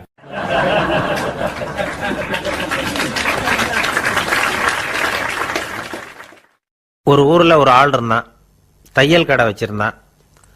அவங்கிட்ட ஒருத்தன் ஒரு சட்டை துணி எடுத்து கொடுத்து தைக்க சொல்லியிருந்தான். வர்ற சனிக்கிழமை வா, வாங்கிட்டு போ அப்படின்னு அவன் சொல்லியிருந்தான். அதே மாதிரி இவன் வந்தான். அவன் தச்சு வச்சிருந்த சட்டையை கொடுத்தான். இவன் வாங்கி அங்கேயே போட்டு பார்த்தான். கை நீளம் ஒன்றுக்கு ஒன்று வித்தியாசமாக இருந்தது. வலது கை இடது பக்கத்தை விட நீளம் குறைச்சலாக இருந்தது. அவன் முணுமுணுக்க ஆரம்பிச்சுட்டான். என்ன இது இப்படி தைச்சுட்டியேன்னு.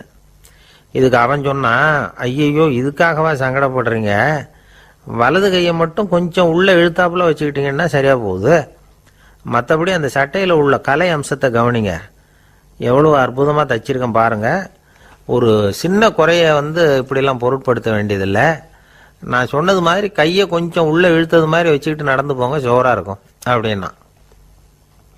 அவனும் யோசித்து பார்த்தான். சரியான யோசனையாக தான் தோணுச்சு. கொஞ்சம் முயற்சி பண்ணி வலது கையை கொஞ்சம் உள்ளே இழுத்து சட்டை சரியாக இருக்கிறது மாதிரி பண்ணிட்டான். இப்போ மறுபடியும் ஒரு பிரச்சனை. வலது கையை உள்ளே இழுத்த மாதிரி அப்படியே வச்சுக்கிட்டதும் முதுகு பக்கம் கொஞ்சம் துணி தளர்த்தியாக தொங்குறது மாதிரி தெரிஞ்சுது. என்ன இது, முதுகு பக்கம் துணி குவிஞ்சுட்டுதே, தொங்குதே அப்படின்னா மறுபடியும், அடடா இதுக்காகவா கவலைப்படுறீங்க, உடம்பு அதுக்கு தகுந்த மாதிரி கொஞ்சம் வளைச்சிக்கிட்டா சரியாக போடுது. இதுக்காக அந்த அழகான தையலை பிரித்து அதில் உள்ள கலை அம்சத்தை கெடுக்கிறதுக்கு என் மனசு இடம் தரல. எவ்வளவுக்கு தளர்த்தியாக இருக்கோ அவ்வளவுக்கு கொஞ்சம் உடம்ப வளைச்சி அப்படி குனிஞ்சது மாதிரி போங்க போதும் அப்படின்னா. அதுவும் நல்ல யோசனையாக தான் பட்டுது இவனுக்கு. சரின்னு சொல்லிவிட்டு புறப்பட்டான். தெருவில் இறங்கினான். கையை கொஞ்சம் உள்ளே இழுத்தான். உடம்ப கொஞ்சம் முன்னால் வளைச்சான். சட்டைக்கு தகுந்த மாதிரி உடம்ப பண்ணிக்கிட்டான். மெதுவாக நடந்து போகிறான். இப்போ எதிரில் இன்னொருத்தன் வரான். இவனை பார்க்குறான். இவன் போட்டிருக்கிற சட்டையை பார்க்குறான். ஆஹா அற்புதம்ங்கிறான். சும்மா சொல்லக்கூடாது, ரொம்ப நல்லா இருக்குது. நிச்சயமாக இது இந்த ஊர் மேலே தெருவில் இருக்கிற ஒருத்தன் இருக்கானே, அவன் தைச்சதாக தான் இருக்கணும் அப்படின்னா. இதை கேட்டதும் அவனுக்கு ஆச்சரியம். எப்படி அவ்வளவு கரெக்டாக கண்டுபிடிச்சிங்க அப்படின்னு கேட்டிருக்கான். இதுக்கு அந்த வழிபோக்கன்னு சொன்னானா, அவன் ரொம்ப கெட்டிக்காரன். உங்களை மாதிரி உடம்பும் கையும் வளைஞ்சு போன ஒரு ஆசாமிக்கு அவனை தவிர வேற யாராலேயும் இவ்வளவு பொருத்தமான ஒரு சட்டையை தைக்க முடியாது அப்படின்னானா. பாருங்க, அவனுக்காக இவன் அனுசரிக்க போய் இவனோட நிலைமை எப்படி ஆயிட்டுது பாருங்க. இதே மாதிரி தான் சில சடங்குகளும் சம்பிரதாயங்களும் நம்மளை கோமாளி ஆக்கி விட்டுரும். எதுவாக இருந்தாலும் அதில் அறிவுபூர்வமான அணுகுமுறை அவசியம். ஒரு நர்ஸ் அவசரமாக ஓடி டாக்டர்கிட்ட சொல்லிச்சான், டாக்டர் ஒரு தப்பு நடந்து போச்சு, 10ஆம் நம்பர் பெட்டில் இருக்கிற பேஷண்ட்டுக்கு காலில் ஆப்ரேஷன் பண்ணுறதுக்கு பதிலாக கையில் ஆப்ரேஷன் பண்ணி விட்டீங்க. கை ஆப்ரேஷன் பண்ணிக்க வேண்டிய ஆள் 7ஆம் நம்பர் பெட்டில் இருக்கார் அப்படின்னு தான். அதுக்கு இவர் பதட்டப்படாமல் சொன்னாராம், பரவாயில்ல, இவரை தூக்கி 7ஆம் நம்பர் பெட்டில் போட்டுரு அப்படின்னாராம்.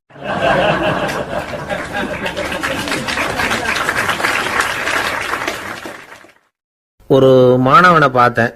என்ன தம்பி படிப்புலாம் எப்படி இருக்குது அப்படின்னு விசாரித்தேன். அவன் ரொம்ப அழுத்துக்கிட்டான். நான் நல்லா தான் சார் படிக்கிறேன், இருந்தாலும் புத்தியில் சரியாக ஏற மாட்டேங்குது சார் அப்படின்னா.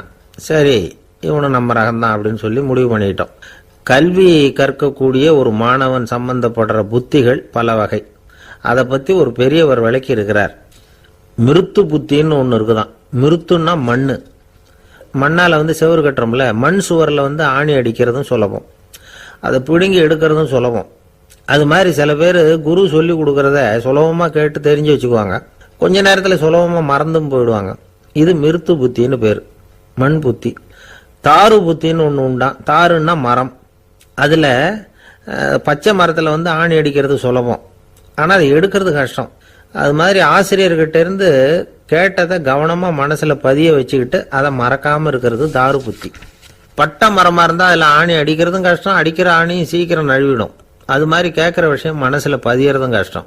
அப்படியே பதிஞ்சாலும் அது நீடிச்சிருக்கிறதும் கஷ்டம், கொஞ்ச காலத்தில் மறந்துடும்.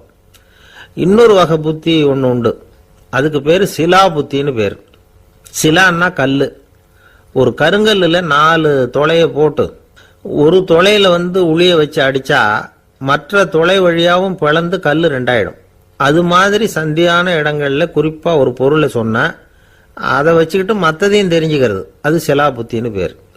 வேணு புத்தின்னா என்ன தெரியுமா? வேணுன்னா மூங்கில். மூங்கில் கணுவில் ஒரு பக்கம் உளிய வச்சு அடிச்சா 2 பக்கமும் பிளந்துரும். அது மாதிரி ஒரு செய்தியை கேட்டுக்கிட்டு இருக்கிறப்பவே அதோட முன்பின் தொடர்களையும் தெரிஞ்சுக்கணும், அது வேணு புத்தி. தைல புத்தின்னு ஒன்று உண்டு. தைலம்ங்கிறது எண்ணெய். தண்ணியில் ஒரு துளி எண்ணெயை விட்டா அது தண்ணி பூரா பரவி போடுதுல்ல, அது இப்படி பரவுறது மாதிரி ஆசிரியர் சுருக்கமாக ஒரு கருத்தை சொன்னால் அதை வச்சுக்கிட்டு பூரா விஷயங்களையும் தெரிஞ்சுக்கணும், அது தைல புத்தி. கற்பூர புத்தின்னு ஒன்று கேள்விப்பட்டிருக்கோம். அது எப்படின்னா, கற்பூரம் தீ பட்ட உடனே பிடிச்சிக்கும். ஆசிரியர் சொன்ன உடனே நுண்ணறிவோட பாடங்களை புரிஞ்சுக்கிறது இந்த வகை புத்தி. கரி புத்தின்னு ஒன்று. அது எப்படின்னா, கரியில் நெருப்பை வச்சு விசிறிய பிறகு அதுக்கப்புறம் அது கறி நெருப்பாகும். அது மாதிரி காலம்பரை சாயந்தர வேலைகளில் ஆசிரியர் பாடம் சொல்லி கொடுப்பார், அதை கொண்டு புரிஞ்சுக்கிறது இந்த வகை. கதலித்தண்டு புத்தின்னு ஒன்று சொல்லுவாங்க. கதலிங்கிறது வாழை மரம். வாழைத்தண்டில் தீ வைக்கிறது எவ்வளவு சிரமமோ அவ்வளவு சிரமத்தோட கல்வி கற்கிறது கதலித்தண்டு புத்தி. இதை தவிர இன்னும் சில வகையான மாணவர்களை கூட அடையாளம் காட்டுறாங்க. ஆசிரியர் சொன்னதில் நல்லதை மட்டும் எடுத்துக்கிறவன் அன்னம். ஆசிரியர் கிடைச்ச இடத்துல பாடத்தை கேட்டுக்கிட்டு பிறகு தனியாக உட்காந்து சிந்திக்கிறவன் பசு. பசுமாடு அப்படி தானே, புல்லு கண்ட இடத்துல மேயும், அதுக்கப்புறம் நிதானமாக அசை போட்டுக்கும். ஆசிரியர் சொன்னதை தவிர வேற எதையும் சொல்ல முடியாதவன் கிளி. பல இடங்களில் பாடங்கள் கேட்டு கடைசியில் ஒன்றும் புரியாமல் போகிறவன் ஆடு. ஆடு ஒரு செடியில் வயிறார மேயாது, ஒரே செடியில். இக்கரைக்கு அக்கறை பச்சைன்னா அங்கேயும் இங்கேயும் அலைஞ்சிக்கிட்டே இருக்கும். சில பேருக்கு எருமைன்னு பேர். எருமை எப்படின்னா, குளத்து நீரை கலக்கி தான் குடிக்கும். அது மாதிரி ஆசிரியர் மனசை நோக செய்து பயில்கிற மாணவர்கள்லாம் இந்த ரகம். இவ்வளவுலாம் இருந்தாலும் இந்த காலத்து மாணவர்கள்லாம் ஒரு தனி ரகம். ஒரு ஆசிரியர் வகுப்புல பாடம் நடத்திக்கிட்டு இருந்தார். இலக்கண வகுப்பு. இறந்த காலம், நிகழ்காலம், எதிர்காலம், past tense, present tense, future tense, இதை பற்றிலாம் பாடம் நடத்துகிறார். எல்லாம் சொல்லி கொடுத்துட்டு இப்போ நான் ஒரு வாக்கியம் சொல்லுவேன், அது என்ன காலம் அப்படிங்கிறத நீங்கள் சொல்லணும்னார் ஆசிரியர். சரின்னாங்க மாணவர்கள்லாம். நான் நாளைக்கும் பாடம் நடத்த போகிறேன், இது என்ன காலம் அப்படின்னு கேட்டார் ஆசிரியர். அதாவது நான் நாளைக்கும் பாடம் நடத்த போகிறேன், இந்த வாக்கியம் என்ன காலம்னு கேட்டார்.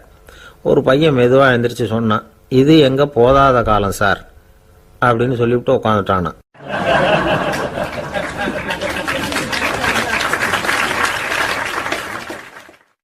ஒரு ஊர்ல ஒரு பெரிய செல்வந்தர் இருந்தார். பணத்துக்கு பஞ்சம் இல்லை. அதனால இந்த உலகத்துல முடியாத காரியம் எதுவும் இல்லைன்னு நினைச்சார்.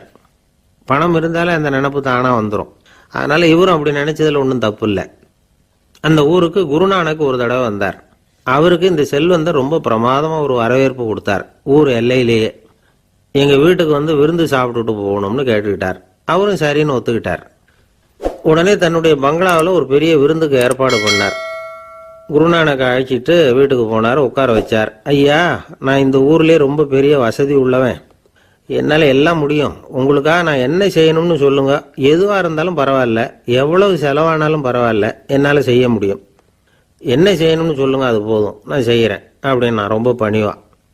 இதை கேட்டதும் குருநானக் சிந்திச்சார் கொஞ்ச நேரம். அதுக்கப்புறம் தன்னோட சட்டை பைக்குள்ள கையை விட்டு ஒரு பழைய ஊசி ஒன்று எடுத்தார்.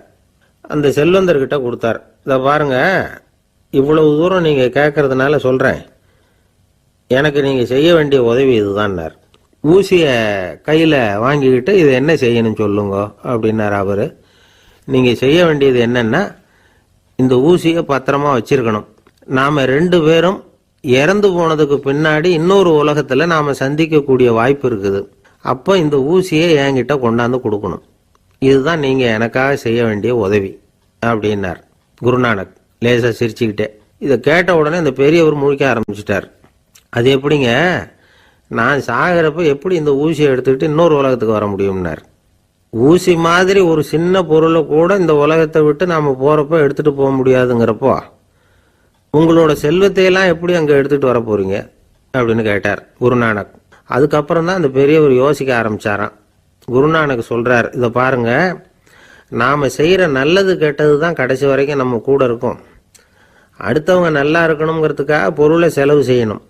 அப்படி செய்யலைன்னா எந்த பிரயோஜனமும் இல்லை அப்படின்னார். அதுக்கப்புறம் தான் அந்த செல்வந்தரின் அறிவு கண் திறந்து தான். உடனே குருநானக்கை வணங்கினார். ஐயா, என்கிட்ட இருந்த ஆணவம் போயிட்டுது, இனிமே என்கிட்ட இருக்கிற செல்வத்தை நல்ல வழியில செலவழிப்பேன் அப்படின்னாராம். நம்ம கிட்ட இருக்கிற பணம் எப்பவும் நம்ம கூடவே வந்துகிட்டு இருக்காதுங்கிறதுக்கு இது ஒரு உதாரணம். அதுக்காக நாம் பணம் சேர்க்கறத பற்றி கவலைப்பட வேண்டியதில்லை, பேசாமல் படுத்து தூங்கிட்டு இருந்தா போதும் அப்படின்னு இதுக்கு அர்த்தம் பண்ணிக்கப்படாது. முறையான வழியில் பணம் சேர்க்கணும், அதை முறையான வழியில் செலவு பண்ணணும். அதனால் ஏற்படக்கூடிய மன நிறைவு இருக்கு பாருங்க, அது அனுபவிச்சவங்களுக்கு தான் தெரியும். சொர்க்கத்துக்கு போகிறவங்க இங்கேருந்து பணத்தை எடுத்துகிட்டு போக முடியாது. ஆனால் நம்ம செல்வத்தை இங்கே மற்றவங்களுக்கு பயன்பட செய்து அதனால் ஏற்படுற புண்ணியம் இருக்கு பாருங்க, அதை எடுத்துகிட்டு போக முடியுமா. இதுதான் ஆன்மீகவாதிகள்லாம் சொல்கிற கருத்து. ஜான் நியூட்டன் ஒருத்தர், அவர் சொன்னார், நான் எப்போவாவது சொர்க்கத்துக்கு போய் சேர்ந்தேன்னா அங்கே 3 அதிசயங்களை பார்ப்பேன்னார். என்னன்னு கேட்டாங்க. நான் யார் யார் இருக்க மாட்டாங்கன்னு நினச்சிக்கிட்டு இருந்தேனோ அவங்களில் சில பேர் அங்கே இருப்பாங்க, அது ஒரு பெரிய அதிசயம்னார். சரி, அடுத்தது என்ன? 2வது அதிசயம் என்னன்னா, அங்கே இருப்பாங்கன்னு நான் எதிர்பார்த்த சில பேர் அங்கே இருக்க மாட்டாங்க அப்படின்னார். சரி, 3வது பெரிய ஆச்சரியம் என்ன அப்படின்னா, நான் அங்கே இருக்க பாருங்க, அதுதான் அந்த 3வது அதிசயம் அப்படின்னாராம்.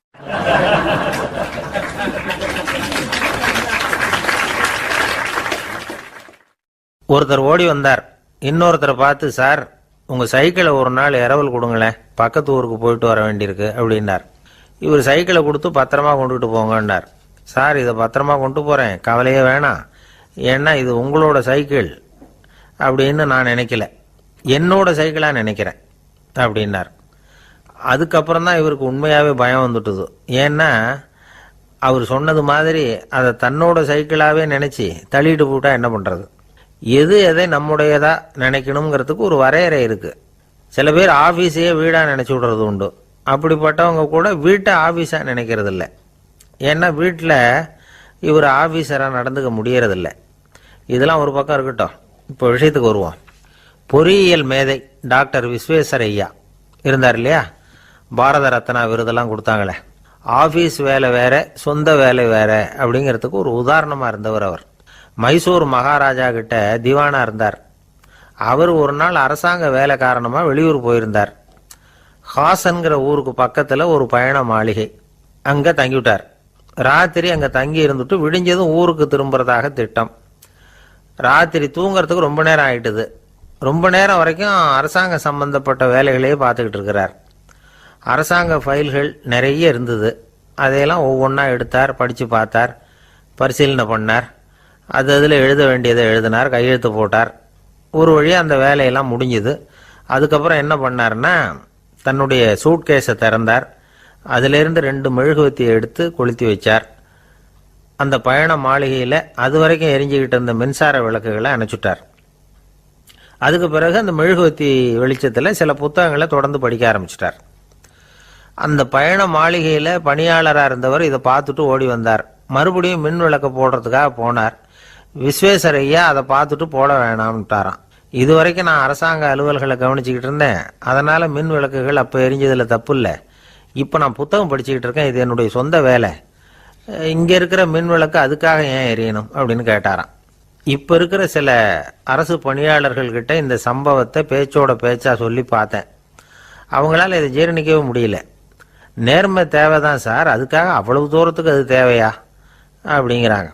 விஸ்வேஸ்வரய்யா அப்படி பண்ணினது தான் ஒரு நேர்மையாளர் அப்படின்னு இந்த உலகத்துக்கு நிரூபிக்கணுங்கிறதுக்காக இல்லை. தான் அப்படி நடந்து காட்டினா தன்னை சுற்றி இருக்கிறவங்களும் அதை கேள்விப்படுறவங்களும் முடிஞ்ச அளவுக்கு பொது வாழ்க்கையில், அரசு பணியில் நேர்மையை கடைபிடிக்க முயற்சி பண்ணலாமே அப்படிங்கிறதுக்காகத்தான். இப்போவும் சில பேர் இருக்கிறாங்க, இவங்க ஆஃபீஸ் வேற வீடு வேறன்னு நினைக்கிறது இல்லை, அவ்வளோ உரிமை. ஒருத்தர் அப்படிதான், அவருக்கு அவசரமாக 5000 ரூபா தேவைப்பட்டது. ஆஃபீஸு பணத்தை எடுத்துக்கிட்டார். அந்த நேரம் பார்த்து ஆடிட் வந்துட்டுது. ஆப்பிட்டுக்கிட்டார். விசாரணை நடக்குது. அவர் சொல்கிறார், சார் நான் நேரம் காலம் பார்க்காம ஆஃபீஸில் வேலை செய்வேன். ஏன்னா அதை என்னோட ஆஃபீஸாக நினைக்கிறேன். அவசரத்துக்கு அந்த பணத்தை எடுத்தேன், மறுபடியும் வச்சுடலாம்னு தான் இருந்தேன். அதுக்குள்ளே இப்படி ஆயிட்டுது. நீங்கள் என்ன நினச்சாலும் சரி, நான் ஆஃபீஸ் வேற வீடு வேற அப்படின்னு நினைக்கிறது இல்லை, அது என்னோட சுபாவம் அப்படின்னார். விசாரணை பண்ணவர் தீர்ப்பு வழங்கினார். உங்கள் சுபாவத்துக்கு மதிப்பு கொடுத்து நானும் தீர்ப்பு வழங்குறேன். நீங்கள் கொஞ்ச நாள் ஜெயிலில் இருந்துட்டு வாங்க, அது உங்களுக்கு கஷ்டமாக இருக்காதுன்னு நினைக்கிறேன். ஏன்னா அங்கே போனாலும் நீங்கள் உங்கள் சுபாவப்படி வீடு வேற ஜெயில் வேறன்னு நினைக்க மாட்டீங்க அப்படின்னாராம்.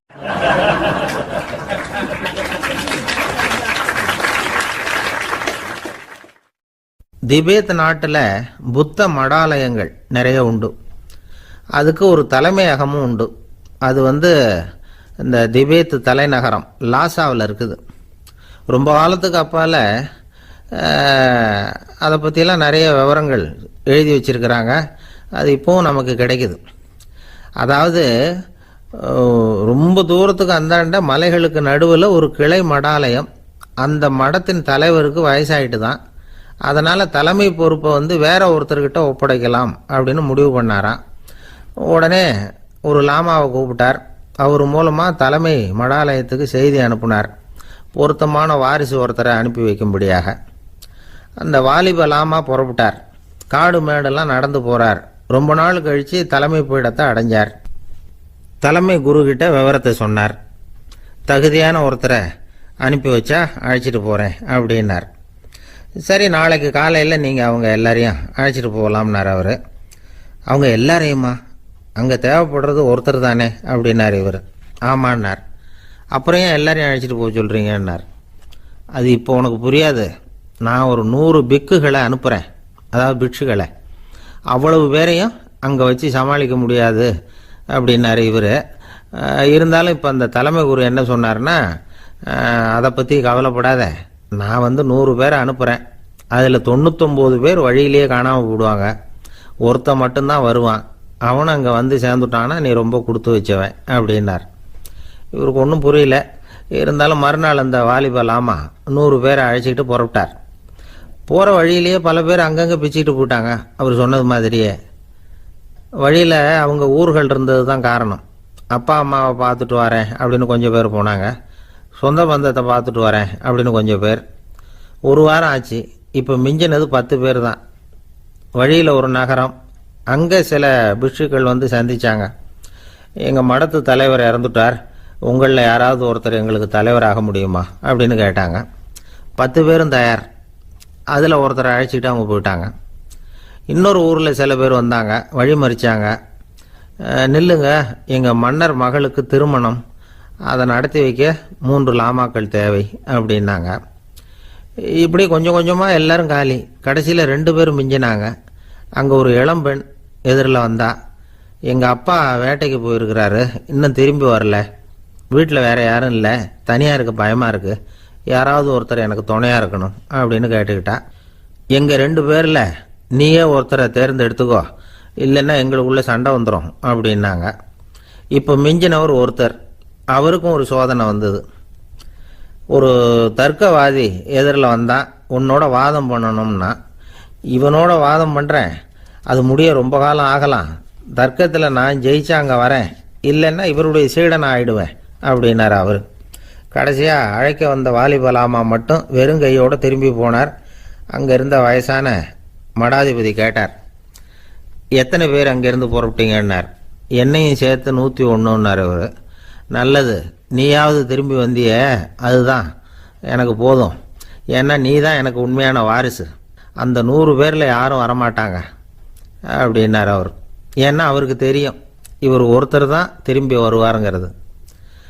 திபேத்தில் ஒரு பழங்கால பழமொழி உண்டாம், 100 பேர் செல்லலாம், எப்பொழுதாவது ஒருவன் அபூர்வமாக அடைய வேண்டிய இடத்தை அடைவான். இதுதான் அந்த பழமொழி. ஒரு உன்னதமான இலக்கை அடையணும்னா அது அவ்வளவு சுலபமான காரியம் இல்லை. இந்த காலத்து மடாலயம் ஒன்று, அதில் ஒரு தலைவர், அவருக்கு வயசாயிட்டுது, தனக்கு ஒரு வாரிசை நியமிக்கணும் அப்படின்னு ஆசைப்பட்டார். ரொம்ப கஷ்டப்பட்டு ஒருத்தரை பிடிச்சார். தனக்கு வாரிசா நியமிச்சுட்டு அவர் சமாதி ஆயிட்டார். புதுசாக பொறுப்பேற்றுக்கிட்டவர் அப்படியே உட்காந்துருந்தார். அவரை தேடிட்டு பத்திரிகை நிருபர்கள்லாம் வந்தாங்க, கேட்டாங்க. அவர் உங்கள் பொறுப்பில் வந்து அவர் பெரியவர் விட்டுட்டு போன இது எவ்வளவு சுமாராக தேரும், எவ்வளவு விட்டுட்டு போனார் அப்படின்னு கேட்டிருக்கிறாங்க. அது என்ன ஒரு 50 லட்சம் இருக்கும் அப்படின்னாராம். அவ்வளவும் பணமா அப்படின்னு கேட்டிருக்காங்க. இல்லைங்க, கடன் அப்படின்னாராம் இவர்.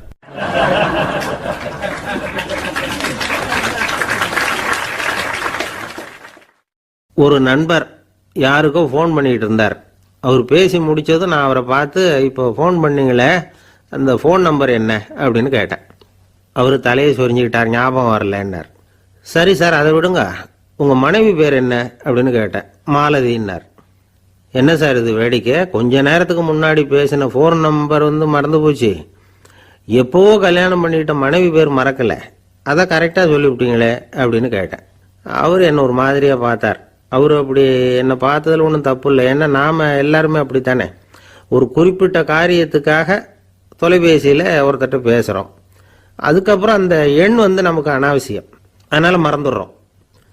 இதுக்கு பேர் தான் தற்காலிக ஞாபகம். ஆனால் மனைவி பேரை வந்து மறந்துட முடியுமா? முடியாது. அது வந்து அவசியமான ஒன்று. அடிக்கடி அந்த பேரை வந்து உபயோகப்படுத்துகிறோம், அதனாலேயும் அது வந்து முக்கியங்கிறதுனாலேயும் அதை மறக்கிறது இல்லை.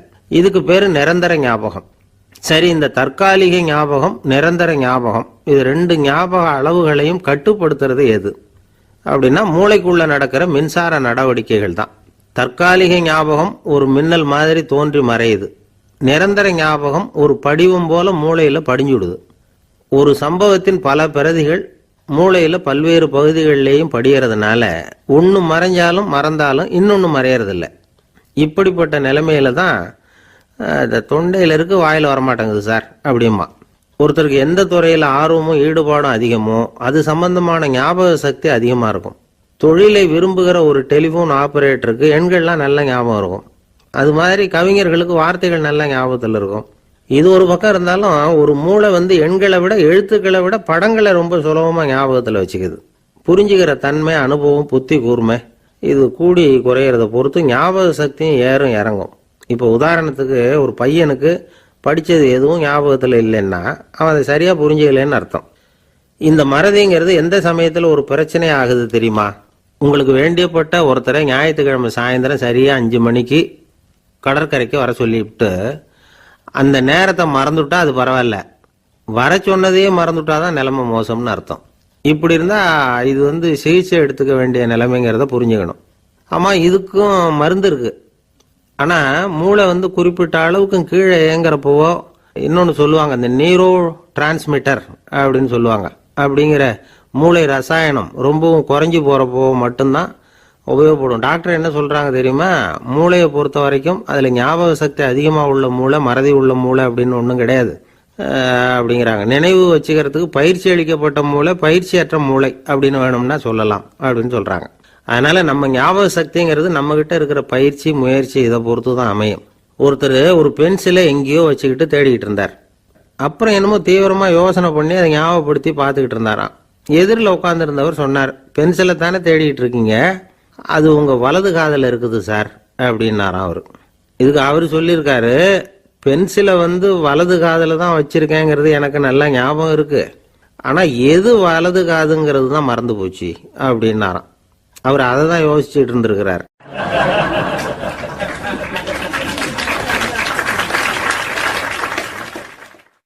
காலை நேரம் கடற்கரை ஓரம் காலை வீசிக்கிட்டு கையை வீசிக்கிட்டு ஏதோ சண்டைக்கு போகிற சிப்பாய் மாதிரி எல்லாரும் நடந்து போயிட்டு இருக்கிறாங்க.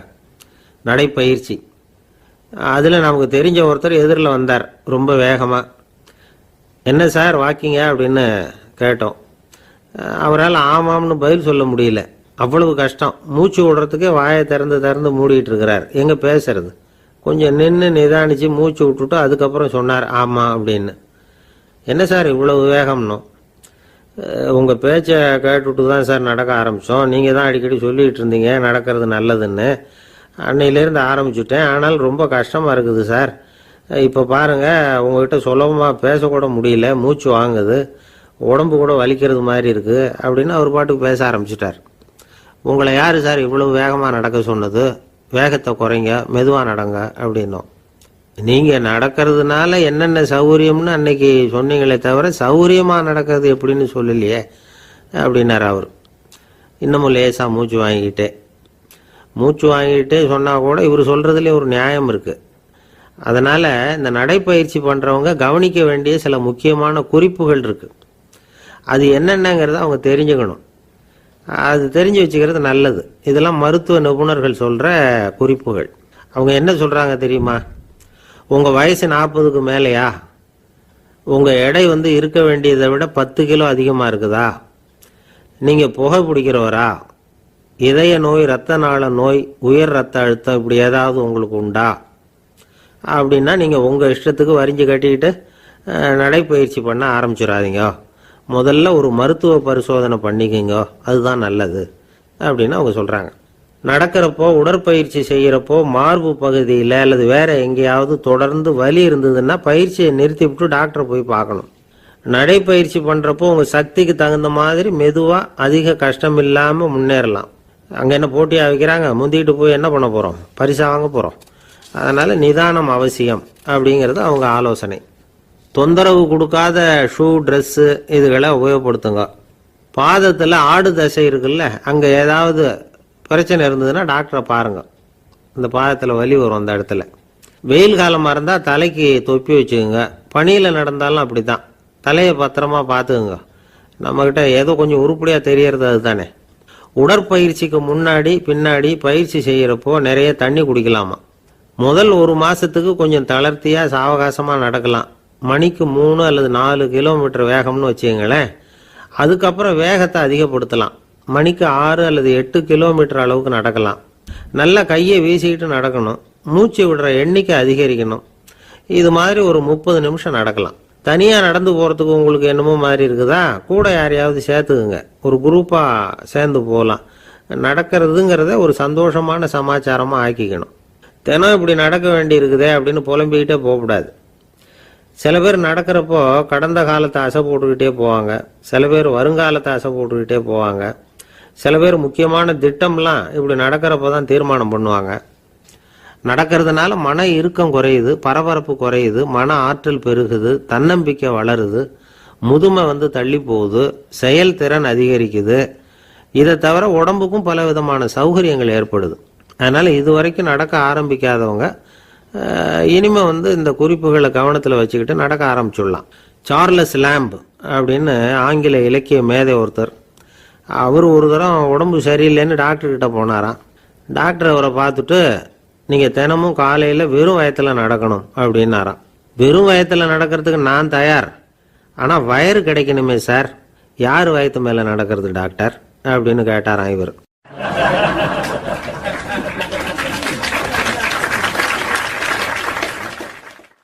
எனக்கு ஒரு உதவி செய்யணும் அப்படின்னு நம்மளை பார்த்து ஒருத்தர் கேட்குறாருன்னு வச்சுங்களேன், உடனே நாம் அவரை பார்த்து என்ன உதவின்னு கேட்போம். இதுதான் சராசரி மனிதர்களின் இயல்பு.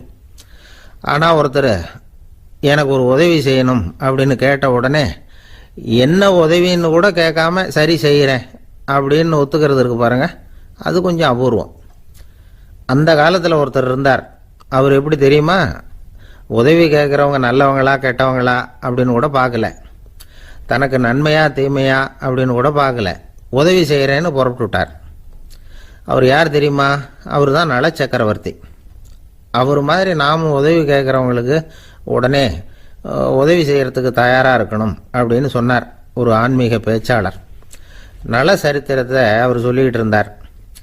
இந்திரன், அக்னி, வருணன், யமன் இவங்க 4 பேரும் நலனை பார்த்து எங்களுக்கு நீ உதவி செய்யணும், எங்களுக்காக நீ தூது போகணும் அப்படின்னு கேட்குறாங்க. யாருக்கிட்ட தூது போகணும், என்ன காரியத்துக்காக போகணும் அப்படின்னு கேட்கணும்ல. நலன் அப்படி கேட்கவே இல்லை, உடனே சரின்னு ஒத்துக்கிறான். அதுக்கப்புறம் அவங்க விவரம் சொல்கிறாங்க, என்ன உதவி, யாருக்கிட்ட தூது போகணும் அப்படிங்கிற விவரத்தை சொல்கிறாங்க.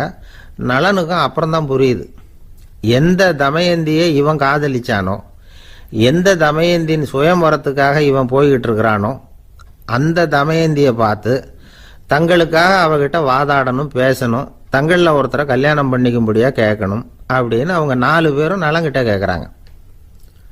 இதை கேட்டதும் நலன் கொஞ்சம் கூட முகம் சுளிக்கலை, பதட்டப்படலை. நேராக தமயந்தி கிட்ட போகிறான். இந்திரன், அக்னி, வருணன், யமன் இவங்களோட சிறப்புகளை எடுத்து சொல்கிறான். இவங்களில் ஒருத்தரை கல்யாணம் பண்ணிக்கலாம் அப்படின்னு சொல்லி கேட்டுக்கிறான். ஆனால் இதுக்கு தமயந்தி சம்மதிக்கலை. சுயம்வரம் நடக்குது, அவள் நலனை தேர்ந்தெடுக்கிறா. அந்த 4 பேரும் நலனுக்கு நிறைய வரங்கள்லாம் கொடுக்குறாங்க. அதுக்கப்புறம் இப்படி போகுது கதை. இதில் நாம் கவனிக்க வேண்டியது என்னென்னா, உதவின்னு கேட்ட உடனே என்ன உதவின்னு கேட்காம சரி செய்கிறேன்னு சொன்னான் பாருங்க, அதை கொஞ்சம் சிந்திக்கணும். செய்கிறேன்னு ஒத்துக்கிட்டதுக்கு அப்புறம் அது என்ன உதவின்னு தெரிஞ்சும் முகம் சுளிக்காமல் அதை செஞ்சான் பாருங்க, அதையும் கொஞ்சம் சிந்திக்கணும். நம்மளும் ஒருத்தன் ஒரு நண்பனை தேடி போனான், எனக்கு ஒரு உதவின்னா சரி சொல்லுன்னா, இப்போ உங்ககிட்ட 2 கார் இருந்தால் என்ன பண்ணுவேன்னா, உடனே அதில் ஒன்று உங்ககிட்ட கொடுத்துருவேன்னா, அவன் உங்ககிட்ட 2 பங்களா இருந்தால் என்ன பண்ணுவேன்னா, அதில் ஒன்று உங்ககிட்ட கொடுத்துருவேன்னா, உங்ககிட்ட 2 பேனா இருந்தால் என்ன பண்ணுவேன்னா, அதில் ஒரு பேனாவை உங்ககிட்ட கொடுக்க மாட்டேன்னா அவன். ஏன்டா அப்படி சொல்கிறேன்னா, ஏன்னா இப்போ நிஜமாவே என்கிட்ட 2 பேனா இருக்குது, அதனால் அப்படி சொல்கிறேன் அப்படின்னு நானா அவன்.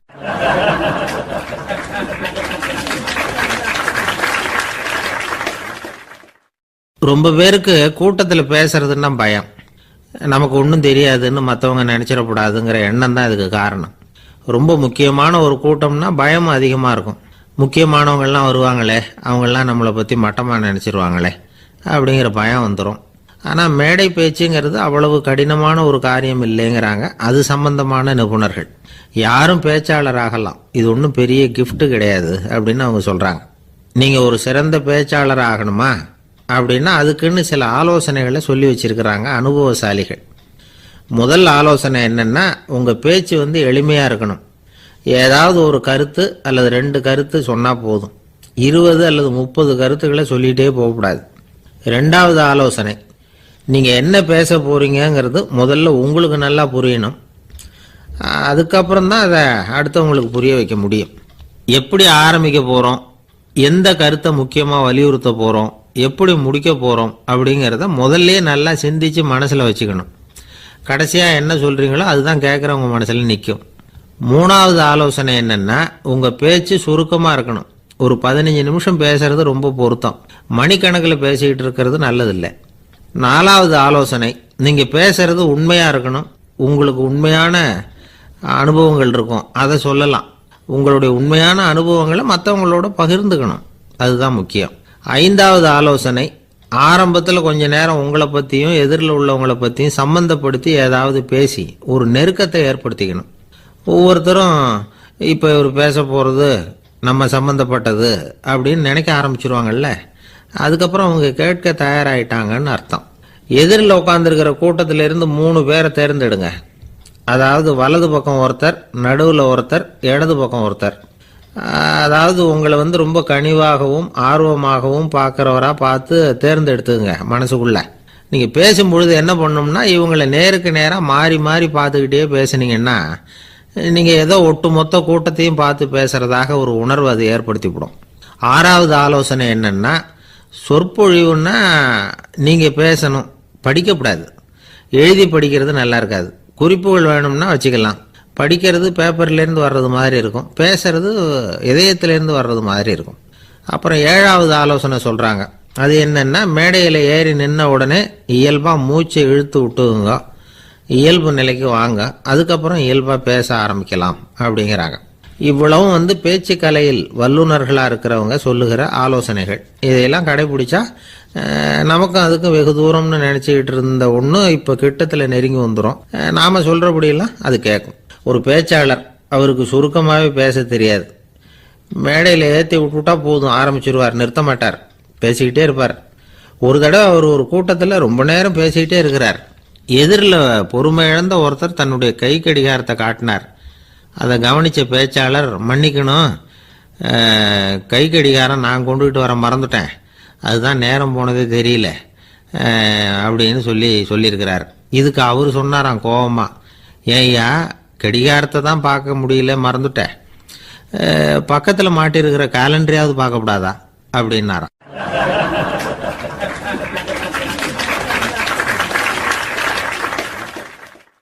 கப்பல் கடல்ல போய்கிட்டு இருக்கு. புயல், சூறாவளி, அலையெல்லாம் பெருசு பெருசா ரொம்ப உயரமா உண்டாகுது.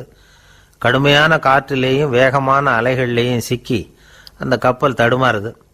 திசை மாறி போச்சு. எந்த பக்கம் போயிட்டு இருக்கிறோம்னே தெரியல. அந்த கப்பலை செலுத்திக்கிட்டு இருந்த மாலுமி ரொம்ப சாமர்த்தியமா செயல்பட்டார். தன்னுடைய அறிவாற்றலையும் திறமையையும் முழுமையா பயன்படுத்தினார். அந்த கப்பலை கட்டுப்படுத்தினார். மெதுவா அந்த சூறாவளியிலிருந்து கப்பலை காப்பாற்றி கரைக்கு கொண்டுட்டு வந்து சேர்த்துட்டார். மாலுமின்னு ஒருத்தர் இருந்ததுனால அந்த மரக்கலம் காப்பாற்றப்பட்டது.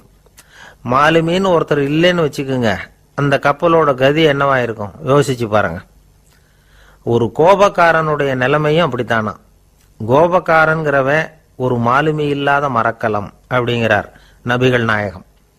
கொந்தளிக்கிற கடல்ல கொடுமையான அலைகளின் உச்சியில அல்லல் படுகிற மரக்கலத்தை விட மோசமானது கோபக்காரனின் நிலைமை அப்படிங்கிறது அவருடைய கருத்து. அது மாதிரி இதுன்னு சொல்லல, அதை விட மோசம் இது அப்படிங்கிறார். ஏன் தெரியுமா? ஒரு கப்பல் கடல்ல தடுமாறினா அதை சரிப்படுத்த மாலுமி இருக்கிறார். அவர் தன்னுடைய சாமர்த்தியத்தினால அதை கட்டுப்படுத்தி சரியான வழிக்கு கொண்டுட்டு வந்துருவார். ஆனா கோபக்காரனுடைய நிலைமை அப்படி இல்லை அப்படிங்கிறார் நபிகள் நாயகம். மனித மனம் ஒரு மரக்கலம், அறிவு அதுல இருக்கிற மாலுமி. மாலுமி மரக்கலத்தை செலுத்துறான், அவனுக்கு கட்டுப்பட்டு அது ஓடுது. ஆனா கோபக்காரன்கிற மனுஷங்கிட்ட அறிவுங்கிற மாலுமி சரியா வேலை செய்ய மாட்டான். ஏன்னா கோபம் அந்த மாலுமியின் கண்களை அவிச்சிரும், காதுகளை கேட்காம பண்ணிவிடும். கண்ணையும் காதையும் மூடி விட்டு கப்பலை ஓட்டுனா எப்படி ஓட்டுறது? அதனால கோபக்காரன் மாலுமி இல்லாத மரக்கலம். இடி மின்னல்ல மாட்டிக்கிட்டு கஷ்டப்படுற கப்பல் மாதிரி கஷ்டப்படுறான். பெரியவங்கள்லாம் என்ன சொல்றாங்க? உனக்கு கெடுதல் பண்ணவனுக்கும் நீ நன்மையை செய், எவருடைய விருப்பு வெறுப்பையும் பொருட்படுத்தாதே, பரம எதிரிக்கும் நீ நன்மை செய்ய ஆரம்பிச்சா உன்னுடைய தூய நிலையை பார்த்துட்டு அவனும் உனக்கு நெருக்கமான நண்பனா ஆயிடுவான். இதுதான் பெரியவங்க நமக்கு சொல்லி இருக்கிறது. புனித குர்ஆன் சொல்றது என்ன? தீமையை நன்மையை கொண்டே நீர் தடுத்து கொள்ளும் அப்படின்னு சொல்லப்பட்டிருக்கிறதுல. இன்னா செய்தாரை ஒருத்தல் அவர் நாண நன்னயம் செய்து விடல் அப்படிங்கிறார் திருவள்ளுவர். செல்வந்தர் ஒருத்தர்கிட்ட ஒரு சிறுவன் ஆடு மேய்ச்சிக்கிட்டு இருந்தானா. பெரியவர் அவனை கூப்பிட்டு, நீ நேரா போய் ஒரு ஆட்டுல உள்ள ரொம்ப நல்ல பகுதி எதுவோ அதை எடுத்துக்கிட்டு வா அப்படின்னாராம். இவன் போனான். ஒரு ஆட்டு உடம்புல இருந்த நாக்கு, இருதயம், இது ரெண்டையும் எடுத்துட்டு வந்து கொடுத்தானான். பெரியவர் வாங்கி பார்த்தார். அதுக்கப்புறம் இப்ப நீ போய் இன்னொரு ஆட்டுல இருக்கிற ரொம்ப கெட்ட பகுதி எதுவோ அதை எடுத்துட்டு வா அப்படின்னாராம். இவன் போய் எடுத்துட்டு வந்தான். அவன் கையில் இருந்தது மறுபடியும் அதே மாதிரி நாக்கு, இருதயம், இது ரெண்டும் தான். என்னது இப்பவும் அதையே கொண்டுட்டு வந்திருக்கிற அப்படின்னாராம் பெரியவர். இவன் சொன்னானா, ஒரு உடம்புல உள்ள ரொம்ப நல்ல பொருளும் இதுதான், ரொம்ப கெட்ட பொருளும் இதுதான் அப்படின்னானா. இளம் வயசுல இப்படி பதில் சொன்னவர் தான் பேரறிஞர் லுக்மானுல் ஹக்கீம் அவர்கள். கோபப்படாம இருந்தா இது ரெண்டும் நல்லா வேலை செய்யும், கோபப்பட்டா இது ரெண்டும் மோசமா வேலை செய்யும். அதை புரிஞ்சுக்கிறதுக்காகத்தான் இன்னைக்கு இந்த தகவல். கோபம் வந்துட்டா நாம என்ன செய்யறோங்கிறது நமக்கே தெரியாது. ஒருத்தர் டாக்டர் கிட்ட போனார் அவசரமா. டாக்டர், எனக்கு இப்ப கடுமையான கோப வெறி, எனக்கு கண்ணு மண்ணு ஒன்றும் புரியல, உடனடியாக அதை கட்டுப்படுத்தணும், உடனே இதுக்கு ஏதாவது ஒரு மாத்திரை கொடுங்க ப்ளீஸ் அப்படின்னார். அந்த டாக்டரும் உடனே ஒரு மாத்திரையை கொடுத்து இதை உடனே போடுங்க, நான் தண்ணி கொண்டுட்டு வரேன்னு உள்ள போனார். தண்ணியோடு திரும்பி வந்தார். இவரு சொன்னார், டாக்டர், நீங்க கொடுத்த மாத்திரை ரொம்ப பெருசா இருந்தது, இருந்தாலும் கஷ்டப்பட்டு முழுங்கிட்டேன்னார். டாக்டர் சந்தேகத்தோட மேசையை பார்க்கிறார். பார்த்தா மாத்திரை அங்கேயே இருக்குது, பேப்பர் வெயிட்ட காணல.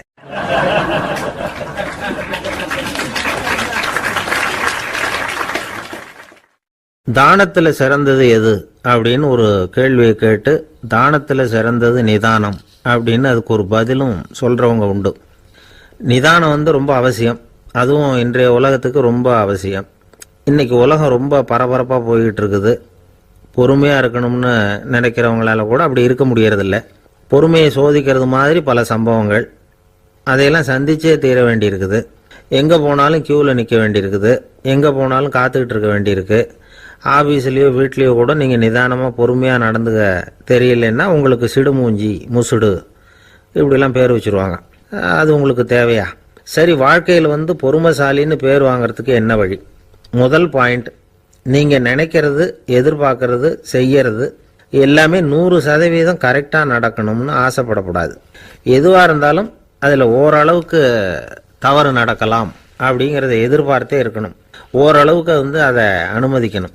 ஒரு நண்பரை 6 மணிக்கு ஒரு இடத்துக்கு வர சொல்லி இருக்கிறீங்க, 6 மணிக்கு அவர் வரல, உடனே பொறுமை இழந்து நடந்துக்கப்படாது.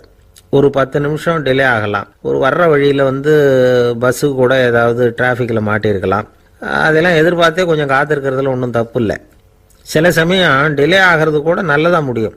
ஒரு பஸ்ஸை தவற விட்டுட்டு, ஐயோ கொஞ்சம் ஒரு 2 நிமிஷம் முன்னாடி வந்திருந்தா பிடிச்சிருக்கலாமே அப்படின்னு தவிச்சுக்கிட்டு இருப்பாங்க சில பேர்.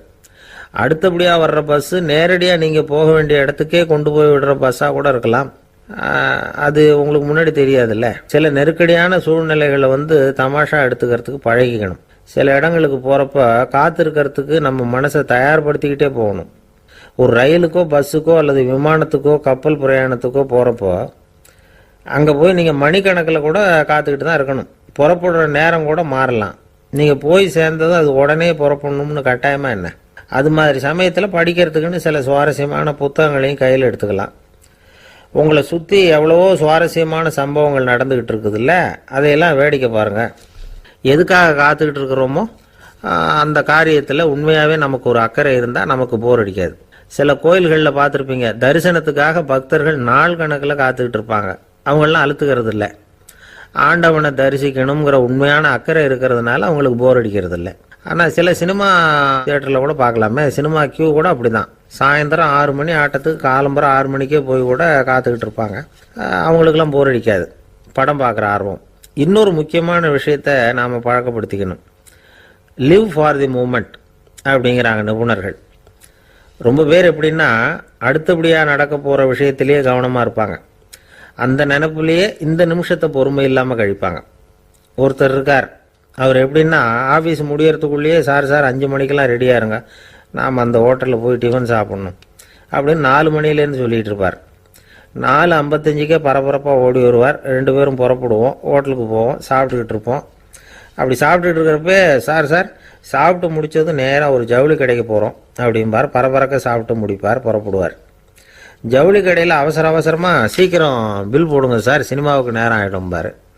சினிமா தியேட்டரில் உட்காந்து அடுத்தபடியாக எங்கே டின்னர் சாப்பிட்றதுன்னு யோசனை பண்ணிகிட்டு இருப்பார். ராத்திரி படுக்கையில் விழுந்ததுக்கு அப்புறமும் நாளைக்கு காலையில் எழுந்திரிச்சதும் அதை பண்ணணும் இதை பண்ணணும்னு திட்டம் போட்டுக்கிட்டே இருப்பார்.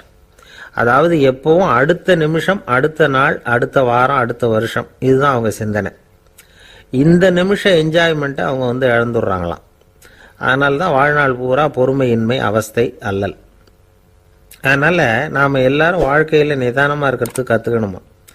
அதுக்காக இந்த நிதானத்துக்கு வேறு விதமான அர்த்தம் பண்ணிக்கக்கூடாது. ஒருத்தர் அப்படித்தான் ஒரு தடவை அவருடைய குதிரை காணாமல் போயிட்டு தான். அதுக்காக அவர் கவலைப்படலை, நிம்மதியாக இருந்தார், சந்தோஷமாக இருந்தார். என்ன சார் இது, உங்கள் குதிரை திருட்டு போயிட்டுதுங்கிறீங்க, நீங்கள் கவலைப்படாமல் இருக்கிறீங்களே அப்படின்னு கேட்டாங்களாம். அதுக்கு அவர் சொல்லியிருக்கார், நல்ல வேளை சார், கட்டியிருந்த குதிரை காணாமல் போயிருக்குது. நான் அது மேலே உட்காந்துருக்கிற சமயம் அது காணாமல் போயிருந்ததுன்னா, திருட்டு போயிருந்ததுன்னா நானும் சேர்ந்தில் காணாமல் போயிருப்பேன் அப்படின்னாராம். எவ்வளவு நிதானமான ஆள் பாருங்க.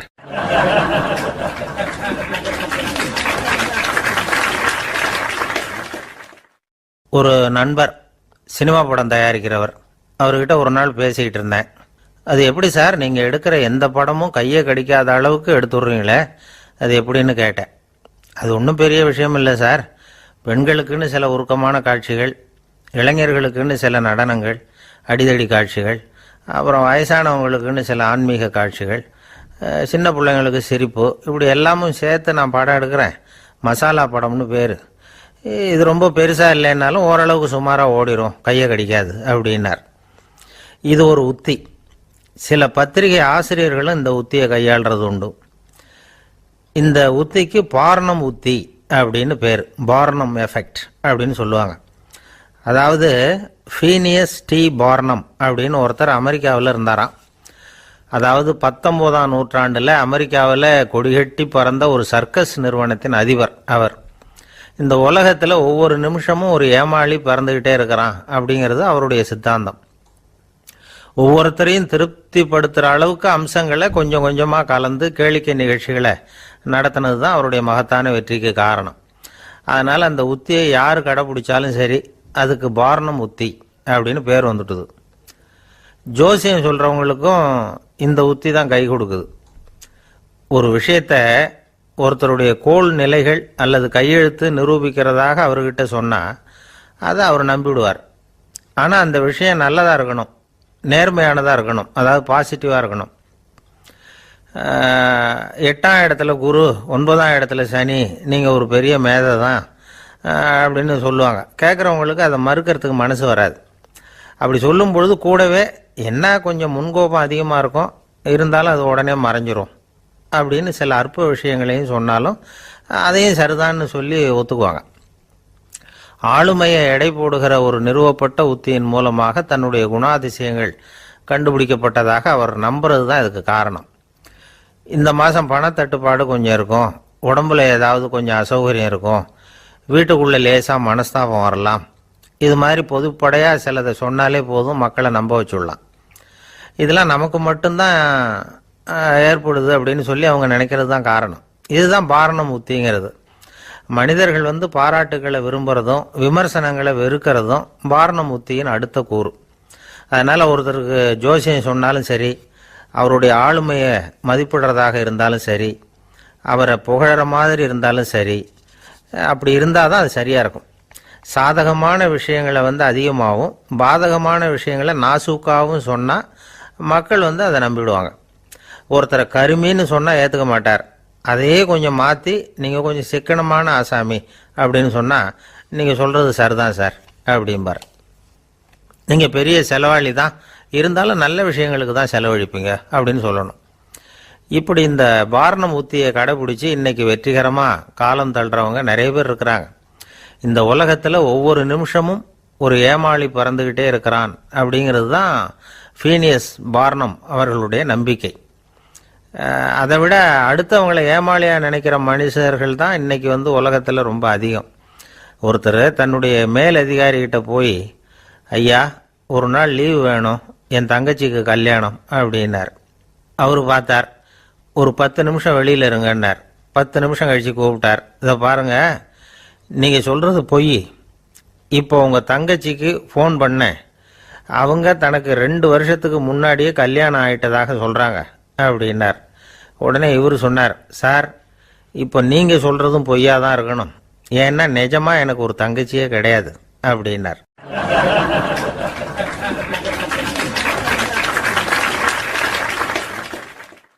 ஒரு நாள் காலை நேரம் ஒரு குரு படுக்கையை விட்டு எழுந்திருக்கிறார். உடனே சீடர்களை பார்த்து எல்லாரும் இப்படி வாங்கங்கிறார். எல்லாரும் வர்றாங்க வேகமாக. என்னங்க வேணும் உங்களுக்கு அப்படிங்கிற மாதிரி எல்லாரும் குருவை பார்த்தாங்க பயபக்தியோட. குரு அந்த சீடர்களை பார்த்து, இதை பாருங்க, இப்போ நான் ஒரு சிக்கலான விவகாரத்தில் மாட்டிக்கிட்டு இருக்கிறேன், அதை நீங்கள் தீர்த்து வச்சா நல்லதுன்னார். சீடர்களுக்கு ஒன்றும் புரியல. என்ன இது இவர் இப்படி சொல்கிறாரு? நமக்குள்ள எல்லா விவகாரங்களையும் தீர்த்து வைக்கிறவர் நம்ம குருநாதர். அவருடைய விவகாரத்தை நாம் தீர்த்து வைக்கிறதா? ஆச்சரியமாக இருக்குதே, குருநாதருக்கே சிக்கலா அப்படின்னு யோசனை பண்ண ஆரம்பித்தாங்க. இருந்தாலும் ரொம்ப பணிவாக கேட்டாங்க, சுவாமி உங்களுக்கே சிக்கலா? இந்த உலகத்து சிக்கல்களுக்கும் சிரமங்களுக்கும் அப்பாற்பட்டவர் அல்லவா தாங்கள்? அப்படிப்பட்ட உங்களுக்கு சிக்கல்னா அது எப்படி அப்படின்னாங்க. எனக்கு ஏற்பட்டிருக்கிற சிக்கல் அவ்வளவு பெருசு, ரொம்ப பெரிய விவகாரம் அது அப்படின்னார் குரு. கொஞ்சம் விவரமாக சொல்லுங்க அப்படின்னாங்க இவங்க. இப்போ அந்த குரு விவரத்தை சொன்னார். அதாவது நேற்று ராத்திரி நான் ஒரு கனவு கண்டேன். அந்த கனவில் நான் ஒரு பட்டாம்பூச்சியாக மாறிட்டேன். அப்படி மாறி ஒவ்வொரு மலராக பறந்து போய் உட்காந்து தேன் சாப்பிட்டேன் அப்படின்னார். சீடர்கள் இதை கேட்டதும் ரொம்ப திகைச்சு போயிட்டாங்க. என்ன இது, இது ஒரு பெரிய பிரச்சனையா? ஒரு சாதாரண கனவு கண்டதுக்காகவா இந்த காலை வேளையில் நம்மளையெல்லாம் குருநாதர் இவ்வளவு அவசரமாக கூப்பிட்டுருக்கார் அப்படின்னு நினச்சாங்க. இருந்தாலும் கேட்டாங்க, இதில் என்ன சிக்கல் சுவாமி? கனவுங்கிறது எல்லாருக்கும் வரத்தானே செய்யும் அப்படின்னார் ஒரு சீடர். சீடர்களே, பிரச்சனை அது இல்லை. நான் இன்னைக்கு காலையில் கண்ணு முழிச்சு பார்த்தப்போ நான் நானாக மறுபடியும் மாறிட்டேங்கிறத தெரிஞ்சுக்கிட்டேன். இதில் சிக்கல் என்னன்னா, இப்போ அந்த பட்டாம்பூச்சி தான் நானாக ஆயிட்டதாக கனவு கண்டுகிட்டு இருக்கா அப்படிங்கிறது தான். ஒரு மனுஷன் பட்டாம்பூச்சி ஆகிறதாக கனவு காண முடியுங்கிறப்போ அந்த பட்டாம்பூச்சியும் மனுஷனாக ஆகிறதாக கனவு காண முடியும் இல்லையா? இப்போ எனக்கு யதார்த்த நிலை தெரியணும், எது நிஜம்னு தெரியணும். நேற்று ராத்திரி நான் கண்டது கனவா, அல்லது இது பட்டாம்பூச்சி கண்டுகிட்டு இருக்கிற கனவா? இதுதான் குரு கேட்ட கேள்வி. இதை கேட்டதும் சீடர்கள் ரொம்ப குழம்பி போயிட்டாங்க. சுவாமி, இது வரைக்கும் நாங்கள் தூங்குறப்ப பார்க்கறது கனவுன்னும் மூழ்கிக்கிட்டு இருக்கிறப்ப பார்க்கறது நனவுன்னு நம்பிக்கிட்டு இருக்கிறோம். இப்போ எங்களை ரொம்ப குழப்பிட்டீங்க, இதுக்கு பதில் சொல்ல எங்களுக்கு சக்தி இல்லை அப்படின்னு சொல்லிவிட்டாங்களாம். அதுக்கப்புறம் அந்த குரு சொன்னாராம், நினைவு தான் முக்கியமான அம்சம். முடிவு கட்டம்னா பகலின் நினைவுகளை விட இரவின் கனவுகளே ரொம்ப உண்மை. ஒருத்தன் தூங்க போனால் தூங்கிக்கிட்டே இருந்தால் அவன் காணும் கனவு பொய்ங்கிறத அவன் உணர மாட்டான். ஒவ்வொரு கனவும் காணும் பொழுது அது ரொம்ப உண்மையாக தான் தெரியுது. ஒரு கனவு கூட உண்மை இல்லைன்னு கனவுல தோன்றுவதே இல்லை அப்படின்னார் குரு. அகில வாழ்வு அத்தனையும் சொற்பனம் கண்டாய் அப்படிங்கிறார் தாயுமானவர். ஆகையினால நம்ம கனவுலேருந்து நாம் என்னைக்கு முழிச்சிக்க போகிறோம் அப்படிங்கிறது தான் ஒரு முக்கியமான கேள்வி. ஒருத்தர் வந்தார், காலில் கட்டோடு வந்தார். என்னங்க காலில் கட்டுன்னு? சார், நேற்று ராத்திரி தூக்கத்தில் எங்கள் வீட்டு கூரையில் ஏணியை சாத்தி வச்சு இறங்கினப்போ வழுக்கி விழுந்து காலை உடச்சிக்கிட்டேன்னார். உங்கள் வீட்டில் தான் ஏணியே கிடையாது சார் அப்படின்னு. உண்மைதான் சார், நான் கீழே விழுந்து முழிச்சுக்கிட்டதுக்கு அப்புறம் தானே ஏணி இல்லைங்கிறது எனக்கு ஞாபகம் வந்தது அப்படின்னார்.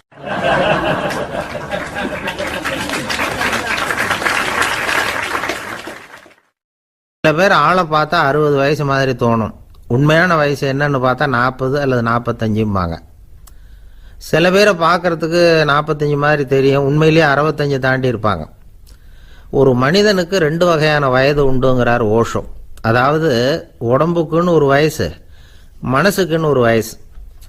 முதல் உலக மகாயுத்தம் நடந்தது இல்லையா, அது முடிஞ்சதுக்கு அப்புறம் முதல் தடவையா மனிதனின் மூளை வளர்ச்சியை பற்றி மனநல வைத்தியர்கள் ஒரு கணக்கெடுப்பு சோதனை நடத்தினாங்களாம். அது வரைக்கும் மனிதனுக்கு 2 வகையான வயது உண்டுன்னு யாரும் சிந்திச்சதே இல்லையா. அந்த உலக மகா யுத்தம் முடிஞ்சதுக்கு அப்புறம் மனிதனுடைய சராசரி மனதின் வயதை கணக்கிட்டு பார்க்கும் பொழுது அவங்களுக்கெல்லாம் ரொம்ப அதிர்ச்சியாக இருந்துதான். ஏன்னா அது ரொம்ப பின்தங்கிய நிலையில் இருந்திருக்கு, வளர்ச்சி அடையாத நிலையில் இருந்திருக்கு. அவங்க கண்டுபிடிச்ச பிரகாரம் அப்போ மனசோட சராசரி வயசு என்ன தெரியுமா? 14. அப்படின்னா பார்த்துங்க, உடல் ரீதியாக ஒருத்தரோட வயசு 70 கூட இருக்கலாம், ஆனால் மனசோட வயசு 14 தான். இதுக்கு நேர்மாறாக அமைஞ்சு போச்சுன்னு வச்சுங்க. அதாவது ஒருத்தருக்கு உண்மையிலேயே 14 வயசு, அதாவது உடலோட வயசு 14, அவரோட மனசின் வயசு 70ன்னு வச்சுக்கோங்க. இப்படி அமைஞ்சுட்டுதுன்னா அவர் சீக்கிரம் ஞானத்தன்மை அடைஞ்சிருவார் அப்படின்னு அர்த்தம். இப்போ நமக்கெல்லாம் உடம்போட வயசு மனசோட வயசு ரெண்டும் ஒன்றா இருந்துட்டா அதுவே போதும், அதுவே பெரிய விஷயம். இப்போ எமர்சன் கிட்ட போய் ஒருத்தர் கேட்டாராம், உங்கள் வயசு என்ன அப்படின்னு. அவர் உடனே பதில் சொல்லியிருக்கார், 360 வருஷம் அப்படின்னாராம். கேட்டவர் குழம்பி போயிட்டார். அவர் என்ன சொல்கிறாரு, 360 வயசா? என்ன நம்ம காதில் தான் சரியாக விழலையா? எமர்சன் எப்பவும் உண்மையை பேசுகிற ஒரு சிறந்த அறிவாளி, அவர் இப்படிலாம் பொய் சொல்ல மாட்டாரே அப்படின்னு ஒரு யோசனை பண்ணிக்கிட்டே இவர் மறுபடியும் அவர் கிட்ட போனாராம்.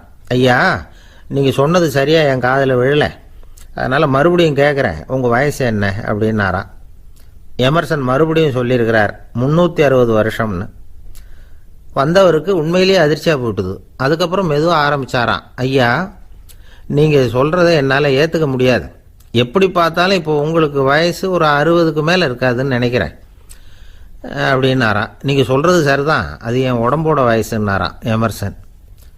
அப்படின்னா ஏற்கனவே நீங்கள் சொன்னது அப்படின்னு கேட்டிருக்காரு, அது என் மனசோட வயசு அப்படின்னாராம். நம்மளை பொறுத்த வரைக்கும் அறிவு தூசு படிஞ்சிருக்கு, அது மாதிரியே அன்பும் மாசுபட்டிருக்கு. இது ரெண்டையும் சுத்தம் பண்ண வேண்டியிருக்குது. அப்போ தான் நாம் சரியான வயசில் வாழ முடியும். ஒரு ஆசாமி இருக்கிறார், அவருக்கு உடம்போட வயசு அதிகம், மனசோட வயசு ரொம்ப குறைச்சல், குழந்த மாதிரி. அவர் ஒரு ஆஸ்பத்திரியில் படுத்திருக்கிறார். நர்ஸம்மா எல்லாருக்கும் மருந்து கொடுத்துட்டு போகிறாங்க. கொஞ்ச நேரம் கழித்து திரும்பி வந்தாங்க. அப்போ இவர் அந்த அம்மாவை கூப்பிட்டு சொல்கிறார், இதை பாருங்கள் சிஸ்டர், நீங்கள் எல்லாருக்கும் சின்ன சின்ன மாத்திரையாக கொடுத்துட்டு எனக்கு மட்டும் நீளமான மாத்திரையாக கொடுத்துட்டீங்க. முழுங்கிறதுக்கு ரொம்ப கஷ்டமாக போச்சு. இனிமேல் எனக்கும் சின்ன மாத்திரையாக கொடுங்க சிஸ்டர் அப்படின்னாராம். அந்த அம்மா உடனே அதிர்ச்சியாகி தலையில் அடிச்சுக்கிட்டாங்களாம். நான் கஷ்டப்பட்டு மாத்திரையை முழுங்கினத்துக்கு நீங்கள் ஏமா தலையில் தட்டிக்கிறீங்க அப்படின்னு கேட்டிருக்காரு இவர். இதுக்கு அவங்க சொல்லியிருக்கிறாங்க, நான் உங்களுக்கு கொடுத்துட்டு போனது மாத்திரை இல்லைங்க, அது தெர்மாமீட்டர் அப்படின்னாங்களாம்.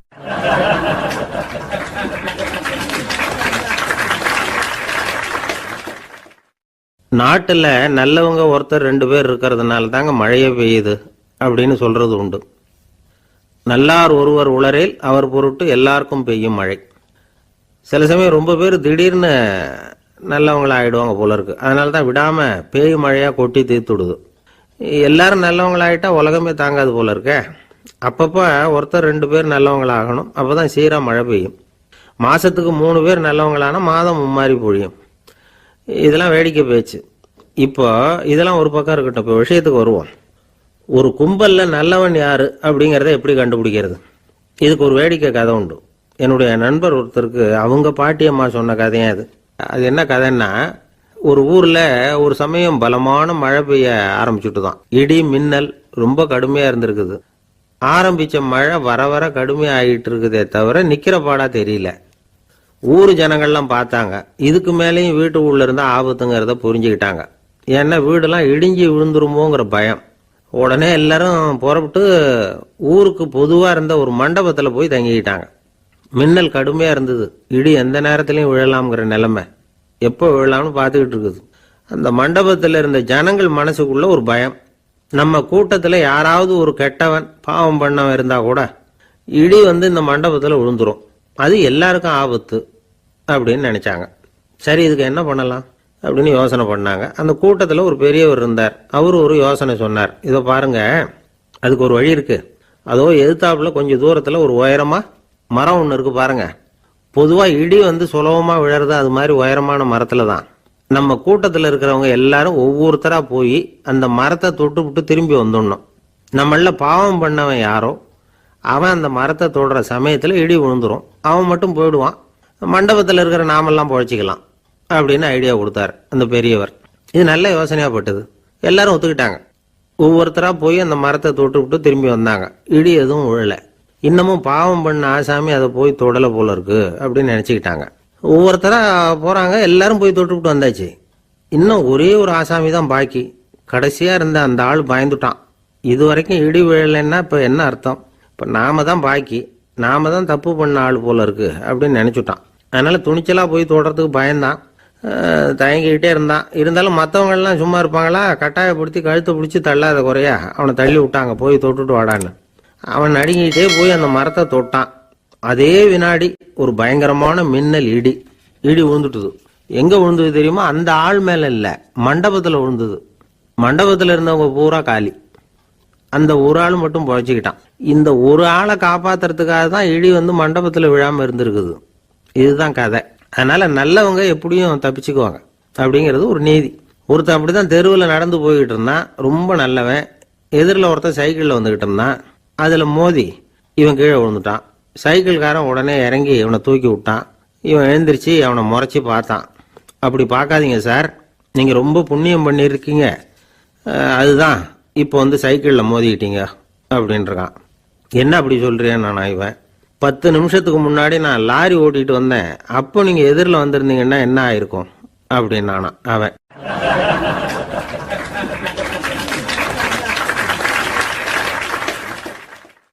எனக்கு அதிர்ஷ்டமே இல்லை சார் அப்படின்னாரு ஒருத்தர். ஏன் அப்படி சொல்றீங்கன்னு கேட்டோம். வியாபாரம் பண்ணலாம்னு ஒரு கடை வச்சேன், வேண்டியப்பட்டவங்க கூட என் கடையில் எதுவும் வாங்க மாட்டேங்கிறான், எல்லாரும் அடுத்த கடைக்கு தான் போறான் அப்படின்னு சொல்லி ரொம்ப அழுத்துக்கிட்டார். இதுக்கு போய் அதிர்ஷ்டம் இல்லைன்னு சொல்லாதீங்க, வாடிக்கையாளர்களை கவர்றது எப்படிங்கிறது உங்களுக்கு தெரியல, அதுதான் குறை அப்படின்னும். சார் உங்களுக்கு தெரிஞ்ச அந்த ரகசியத்தை எனக்கும் கொஞ்சம் சொல்லி கொடுங்களேன் அப்படின்னார். சரி உங்க காதை இப்படி கொடுங்க அப்படின்னு சொல்லி அது சம்பந்தமா பெரிய வல்லுநர்கள் சொல்லி இருக்கிற கருத்துக்களை அவர்கிட்ட சொல்ல ஆரம்பிச்சோம். அதாவது இந்த வாடிக்கையாளர்களை கவர்றதுக்கு வல்லுநர்கள் பல ஆலோசனைகளை ஏற்கனவே சொல்லி வச்சிருக்கிறாங்க. அது சம்பந்தமா அனுபவப்பட்டவங்க, அதை தெரிஞ்சு வச்சுக்கணும். அதாவது கடை வச்சிருக்கிறவங்க எல்லாரும் இதை கொஞ்சம் காதில் வாங்கி வச்சுக்கணும். எதை இப்ப சொல்ல போறத. எப்பவும் பணத்தை சம்பாதிக்கிறதுலயே குறியா இருக்கக்கூடாதான். அதை விட முக்கியமா நீங்க சம்பாதிக்க வேண்டியது வாடிக்கையாளர்களுடைய மன நிறைவு. வர்றவங்க திருப்தியோட போகணும், அது முக்கியம். அதுல கவனமா இருக்கணும். கடைக்கு வர்ற ஒருத்தர் ஏதாவது ஒரு குறை சொல்றாருன்னு வச்சுங்க, அதை அலட்சியப்படுத்தக்கூடாது. ரொம்ப அக்கறையோட அதை காது கொடுத்து கேட்கணும். அப்படியா சார், அதை நான் அவசியம் கவனிக்கிறேன் அப்படின்னு சொல்லணும். ஒருத்தர் வரார், சார் நேத்திக்கு உங்க கடையில் இதை நான் வாங்கிட்டு போனேன், வீட்டில் இது வேணான்னு சொல்லிவிட்டாங்க, அது திருப்பி கொடுக்கறதுக்காக தான் வந்திருக்கிறேன் அப்படின்னு சொல்லி திருப்பி கொடுக்குறார். உடனே நீங்க முகம் சுளிக்க கூடாது, எரிச்சல் படக்கூடாது. வழக்கம் போல நிதானமா முகம் அலர்ச்சியோட அதை திருப்பி வாங்கிக்கணும். இவ்வளவு ரூபாய்க்கு சாமான் வாங்கினா இந்த ஸ்பூன் அன்பளிப்பு, இப்படி ஏதாவது கொடுக்கலாம். பண்டிகை காலங்கள்லேயும் பொருள்கள் வாங்குறவங்களுக்கு இப்படி ஏதாவது பொருத்தமா ஒரு அன்பளிப்பு கொடுக்கலாம். நீங்க கொடுக்கறது ஒரு சர்வசாதாரணமான பொருளா இருந்தா கூட அது வாங்குற ஒரு மனசுல ஒரு மகிழ்ச்சியை ஏற்படுத்தும். எதுவும் உங்களால கொடுக்க முடியலன்னா உங்க முகம் நிறைஞ்ச சிரிப்பையாவது கொடுங்க, அது போதும். உங்க கடையில் இல்லாத ஒரு பொருளை வாடிக்கையாளர் கேட்கிறார், உடனே இல்லைன்னு முகத்தில் அடிச்சது மாதிரி சொல்லிடக்கூடாது. கொஞ்சம் உட்காருங்க சார் அப்படின்னு சொல்லி உங்க பணியாளர் யாரையாவது அனுப்பி வெளியில இருந்து வாங்கிட்டு வர சொல்லி அவர்கிட்ட கொடுக்கலாம். சில பேர் உங்க கடைக்கு வரும்பொழுது அவங்க வீட்டு குழந்தைகளையும் கூப்பிட்டுக்கிட்டு வர்றாங்கன்னு வைங்க. நீங்க என்ன செய்யணும்னா அந்த குழந்தைகளை முதல்ல கவனிக்கணும். அது கண்ணத்தை கிள்ளணும், அதுகிட்ட விளையாடணும், அதுக்கு ஏதாவது மிட்டாய் பிஸ்கட் எதையாவது கொடுத்து அது கவனத்தை கவரணும். அதுக்கப்புறம் பெரியவங்களை கவனிக்கலாம். உங்க கடையில வேலை செய்யற பணியாளர்கள் சுத்தமா இருக்கணும், சிரிச்ச முகம், சுறுசுறுப்பு, இது ரெண்டும் அவங்களுக்கு தேவை. அழுது வடிஞ்சிக்கிட்டு இருக்கக்கூடாது.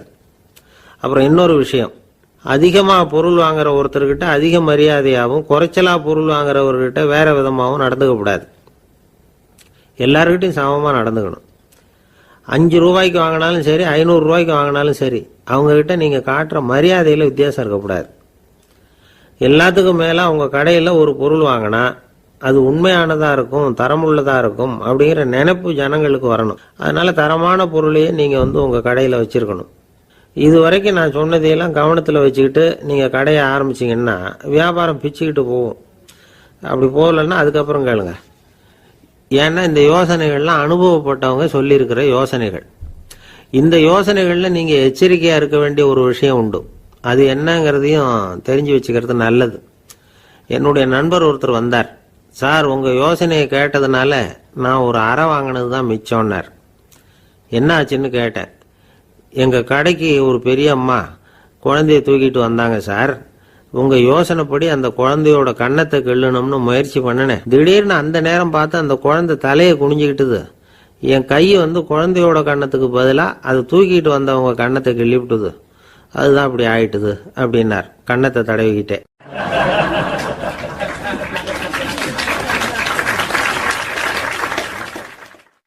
ஒரு நாள் ஒரு 10-15 பள்ளிக்கூடத்து பிள்ளைங்க தேடிட்டு வந்தாங்க. உங்களை பார்த்துட்டு தான் போகணும், அதுக்காக தான் வந்திருக்கோம்னாங்க. என்ன விஷயம்னு கேட்டோம். நாங்கள்லாம் கூடி ஒரு முடிவு பண்ணியிருக்கிறோம், அதை உங்ககிட்ட சொல்லணும் அப்படின்னாங்க. அதுவும் ஒரு வாண்டு பையன் அதை சொன்னான். என்ன முடிவு அது அப்படின்னு கேட்டோம் ரொம்ப ஆர்வமாக. அதை இப்போ சொல்ல மாட்டோம், எங்களுக்கு பிடிக்கிற மாதிரி ஏதாவது ஒரு தகவல் சொன்னால் அதுக்கப்புறம் நாங்கள் அதை சொல்கிறோம் அப்படின்னா அந்த வாண்டு பையன். சரி, சின்ன பையன்கிட்ட இன்னைக்கு வசமாக மாட்டிக்கிட்டோம் அப்படின்னு நினச்சிக்கிட்டு அவங்களுக்கு தகுந்த மாதிரி ஒரு கதை சொல்ல ஆரம்பித்தோம். அது என்ன கதைன்னா, ஒரு பெரிய காடு, அதில் பலவிதமான மிருகங்கள். அந்த காட்டுக்கு ஒரு சிங்கம் தான் ராஜா. எப்பவும் காட்டுக்கு அது தானே ராஜா. ஒரு பெரிய யானைக்கு இது பொறுக்கலை. என்ன இது, எப்போ பார்த்தாலும் இங்கே சிங்கத்துக்கே ராஜா பதவி கிடைக்குது, நான்லாம் எவ்வளவு பலசாலியாக இருக்கிறேன், அப்படி இருந்தும் எனக்கு அந்த பதவி கிடைக்கலையே அப்படின்னு தனக்குள்ளே பொறுமிக்கிட்டே இருந்தது. ராஜா பதவியை நினச்சி ரொம்ப ஏக்கம், அதுக்கு பதவி மோகம். இந்த சமயம் பார்த்து ஒரு குள்ள நரி கூட்டம் அதை தேடிட்டு வந்தது. ஐயா பெரியவங்களே, நீங்கள் இந்த காட்டுக்கு ராஜாவாக இருக்க ஆசைப்படுறீங்க, அதில் ஒன்றும் தப்பு இல்லை. ஆனால் அதுக்கு முன்னாடி நீங்கள் எங்கள் கூட்டத்துக்கு கொஞ்ச நாள் தலைவராக இருங்க, அதாவது ராஜாவாக இருங்களேன், உங்களுக்கும் ஒரு ட்ரைனிங் கிடைச்சது மாதிரி இருக்கும் அப்படின்னு சொல்லியிருக்குது இந்த கூட்டம், குள்ள நரி கூட்டம். இதை கேட்ட உடனே யானைக்கு ரொம்ப சந்தோஷம் தாங்கலை. அதுதான் எப்போன்னு பதவிக்காக காத்துக்கிட்டு இருக்குதே. இருந்தாலும் கொஞ்சம் பிகுவோட, சரி நீங்கள்லாம் இவ்வளோ தூரம் என்னை தேடிட்டு வந்து கேட்கறதுனால மறுக்க முடியல அப்படின்னு ரொம்ப ஏதோ அவளுக்கு சிரமப்பட்டு ஒத்துக்கிறது மாதிரி ஒத்துக்கிட்டது. ஏதோ உங்கள் ஆசைக்கு கட்டுப்படுறேன், கொஞ்ச நாள் உங்கள் கூட்டத்துக்கு ராஜாவாக இருக்கிறதுக்கு சம்மதிக்கிறேன் அப்படின்னுது. உடனே அந்த யானை ராஜ நட போட ஆரம்பிச்சிட்டுது. யானை சாதாரணமாக நடந்தாவே எப்படி இருக்குங்கிறது நமக்கு தெரியும். அதுவே ராஜ நட நடந்தால் எப்படி இருக்கும் கற்பனை பண்ணி பாருங்கள். யானை முன்னாடி கம்பீரமாக போய்கிட்டு இருக்குது, தலைவர் இல்லையா, அதனால் குள்ள நரிகள்லாம் ரொம்ப அடக்கமாக அது பின்னாடி அணிவகுத்து போயிட்டு இருக்குது. ராஜா வாழ்க, மன்னர் வாழ்க அப்படின்னு கோஷம் வேற. யானைக்கு தலைகால புரியல, அவ்வளவு சந்தோஷம். அந்த யானைக்கு செருக்கு, ஆணவம் எல்லாம் ஏற்பட்டு போச்சு. அதுக்கப்புறம் அது தரையை பார்க்குமா, நிமிர்ந்து நடக்க ஆரம்பிச்சுட்டுது. தரையை பார்க்கறதே இல்லை. அப்படி போயிட்டு இருக்கிறப்போ ஒரு சதுப்பு நிலத்தில் திடீர்னு காலை வச்சுட்டுது. அவ்வளவுதான், கால் உள்ளே போட்டுது. இன்னொரு காலை எடுத்து வச்சுது, அதுவும் உள்ளே போட்டுது. அந்த 2 காலையும் எடுக்கிறதுக்காக அடுத்த 2 காலையும் அழுத்திச்சு, அதுவும் உள்ளே போக ஆரம்பிச்சுட்டுது. இப்போ 4 காலம் வசமாக சேத்துல அழுந்தி போச்சு, எடுக்க முடியல. குள்ள நரிகள்லாம் அதை சுற்றி சுற்றி வந்தது. சிலது சுற்றி நின்று டான்ஸ் ஆட ஆரம்பிச்சுட்டுது யானையை பார்த்துட்டு. இதை யானை பார்த்தது. என்ன இது, தலைவர் நான் தவிச்சுக்கிட்டு இருக்கிறேன், தொண்டர்கள்லாம் சுற்றி நின்று வேடிக்கை பார்த்துக்கிட்டு இருக்கிறீங்க, டான்ஸ் ஆடுறீங்க அப்படின்னு கேட்டுதான். தொண்டர்களே, தலைவர் நான் தவிச்சுக்கிட்டு இருக்கிறது உங்களுக்கு தெரியலையா? இப்போ உடனே உங்கள் தலைவரை காப்பாற்ற வேண்டியது உங்கள் கடமை இல்லையா அப்படின்னு கத்துச்சான் அந்த யானை. குள்ள நரிகளில் ஒன்று முன்னாடி நின்று அந்த யானையை பார்த்து தான், தலைவரே எங்களுக்கு ரொம்ப நாளாக ஒரு ஆசை, அந்த ஆசையை நிறைவேற்றிக்கிறதுக்காகத்தான் உங்களை எங்கள் தலைவராக ஏற்றுக்கிறோம்னு சொன்னோம் அப்படின்னு தான். என்ன ஆசைன்னு கேட்டிருக்கு யானை.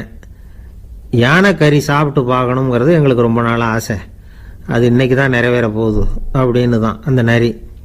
இதை கேட்ட உடனே அந்த யானை அப்படியே மூர்ச்சி ஆகிட்டு தான். நரிகள்லாம் அது மேலே ஏறி குதற ஆரம்பிச்சுட்டு தான். பதவி மேலே இருந்த பேராசை அந்த பலசாலியான யானையையே மாட்டி விட்டுட்டுது பார்த்தீங்களா அப்படின்னு சொல்லி முடித்தோம்.